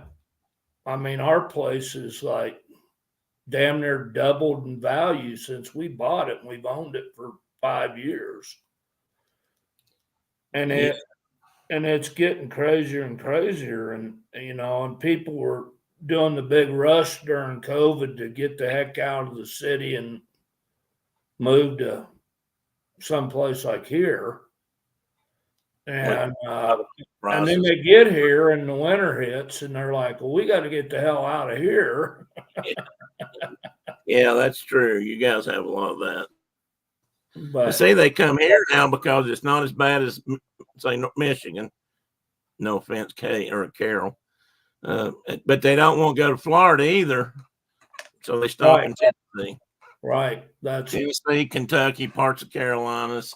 I've heard that, and the tax structure is a little better, and the regulation is less, and so they're moving to places like that big time. Texas, Tennessee. The problem with people are just tired. They're just tired of it. Well, the problem is they move here, and they've done this in Florida too. They don't have kids because they've grown. So they come here, and they don't want to pay for school taxes because they don't want to pay for schools. They've already done that. They figure. Yep. So they come here where it's cheap, but the problem down here is it's so cheap. Taxes, property, and vice versa, is that schools suck in a lot of counties, and we're way down the list on good schools. Arizona was the same way. Everybody moved down there. All the snowbirds moved down there. Florida, same thing. They didn't want to pay nothing for people's children at all. No, because they'd already paid for theirs. And the schools in Arizona, believe me, my daughter was in them. They were awful. It was, it's bad. But it's I don't. You're damned if you do, and you're damned if you don't. Right. I think people ought to be willing to pay a reasonable amount of tax, and I'm not going to get into that argument. But that's why I love the sagebrush seed. There are some things in it, huh? That's why I love the sagebrush seed. It keeps the riffraff out. Well, it does in the winter too. It's kind of like killing off the ticks, You got to hope it gets cold enough every winter to run off all the bugs and vermin. That's You know what? And you're right about something. I looked at property out that way just to see, and man, I don't think there's anything left that I could afford to buy. Yeah, I mean, crazy. There's just nothing. it's gone apey. Well, don't even. What did your in-laws pay for that place they bought that you used to live in? You know, I don't know. I have no idea what they gave for it. How Too many much. how many acres was that? Do you remember? 16, 16. maybe 18. It wasn't. They It do. wasn't enough. I could run. I mean, I rented it for 17 years, and I could run two head of horses on it. That max. Yeah. Of Yeah. course, supplement hay and stuff. What's that? You were buying hay and stuff too, I'm Well, sure. yeah, but I have to buy hay. I've got 50 acres here, and Yeah, I know. got lots of hay, but I got to buy hay here too. So Yeah, I know. I was just saying that's you can actually, run. I buy a lot of hay. 17 tons I bought this year.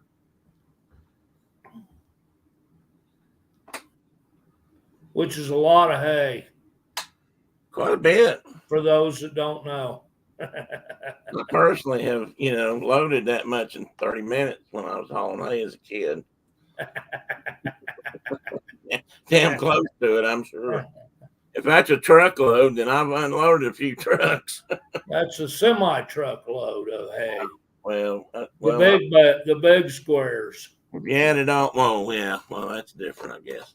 But one thing about those squares though, you got to have a tractor or something. You can't do them by hand, so you don't have to do them by hand. I got to have I rely on my generous neighbor to unload me when I have it hauled in. So, can you buy a rig for your toy to do that with? But it would never pick one of those bales up.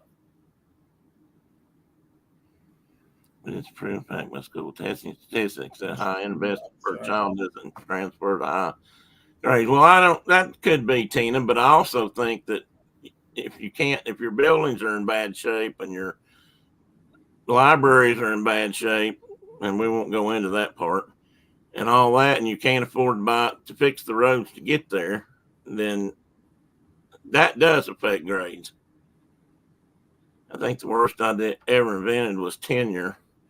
I'm sorry to the teachers in our chat, and this offends you, but guaranteeing continued employment after 3 years is a terrible idea. Yeah, well, I guess if I was a teacher, I might not feel that way. And I've thought about going into that field of business. Anyway, I can't find that other house, Mark, so I'm going to let you go. I know. All right, I'm going to go, buddy. I got to go feed horses. We'll talk. Maybe we can talk later. All right, later on. All right, buddy. Take care. See everybody. All right, guys. I think it's just me and you. Might just be me and you, Tina. So I'm going to cut you loose or ask you to forgive me to cut. I mean, God Almighty, what time is it? Holy mackerel. Been a long show, or at least a long chat.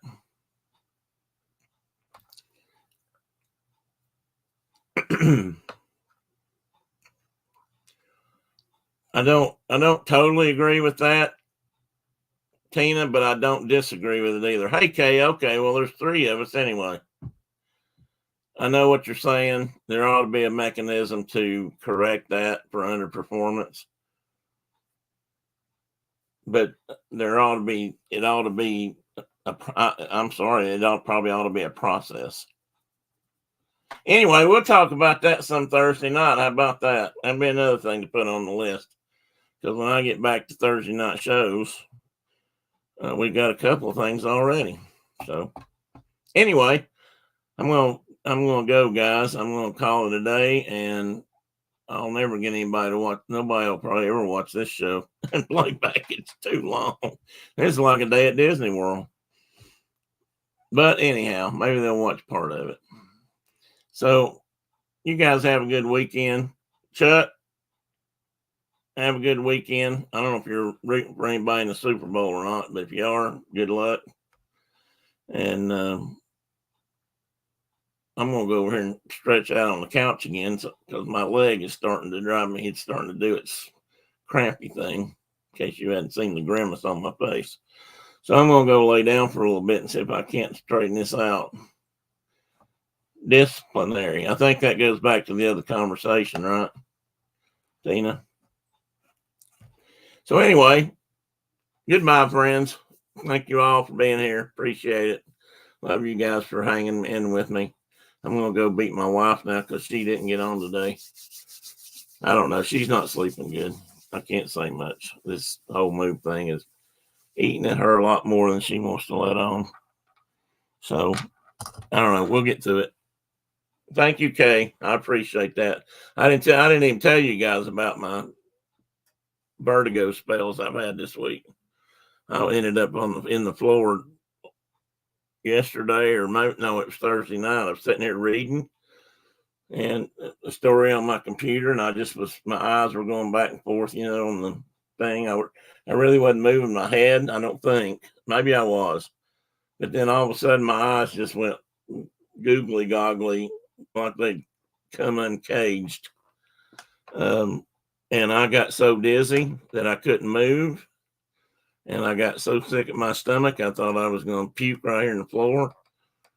And I literally couldn't move. I was almost frozen here because every time I moved, I just wanted to throw up, and it was like my head was going to fall off or something. It was crazy. And that's happened a couple of times, although the other night was the worst. So I'm going to probably have to mention that to my doctor if that keeps up. I don't know if that could be a medicine issue or something else, but 49ers on one side of the house, Chiefs on the other side. Well, I'm pulling for the Chiefs, mostly because I just ain't that crazy about the 49ers. And I don't know, Brock Purdy is probably a good quarterback, but I think they might have made just a tiny bit too much about his, what they call him, the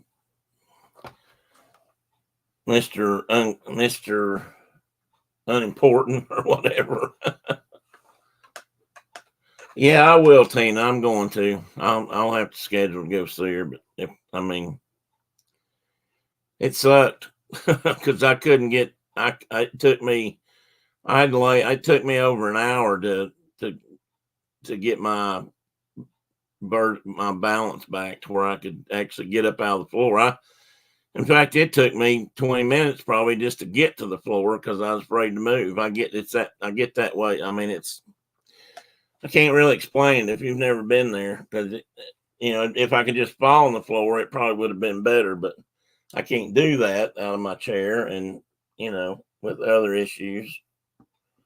So anyhow, I don't know why I even said that. I shouldn't have mentioned it. Anyway, it'll work out.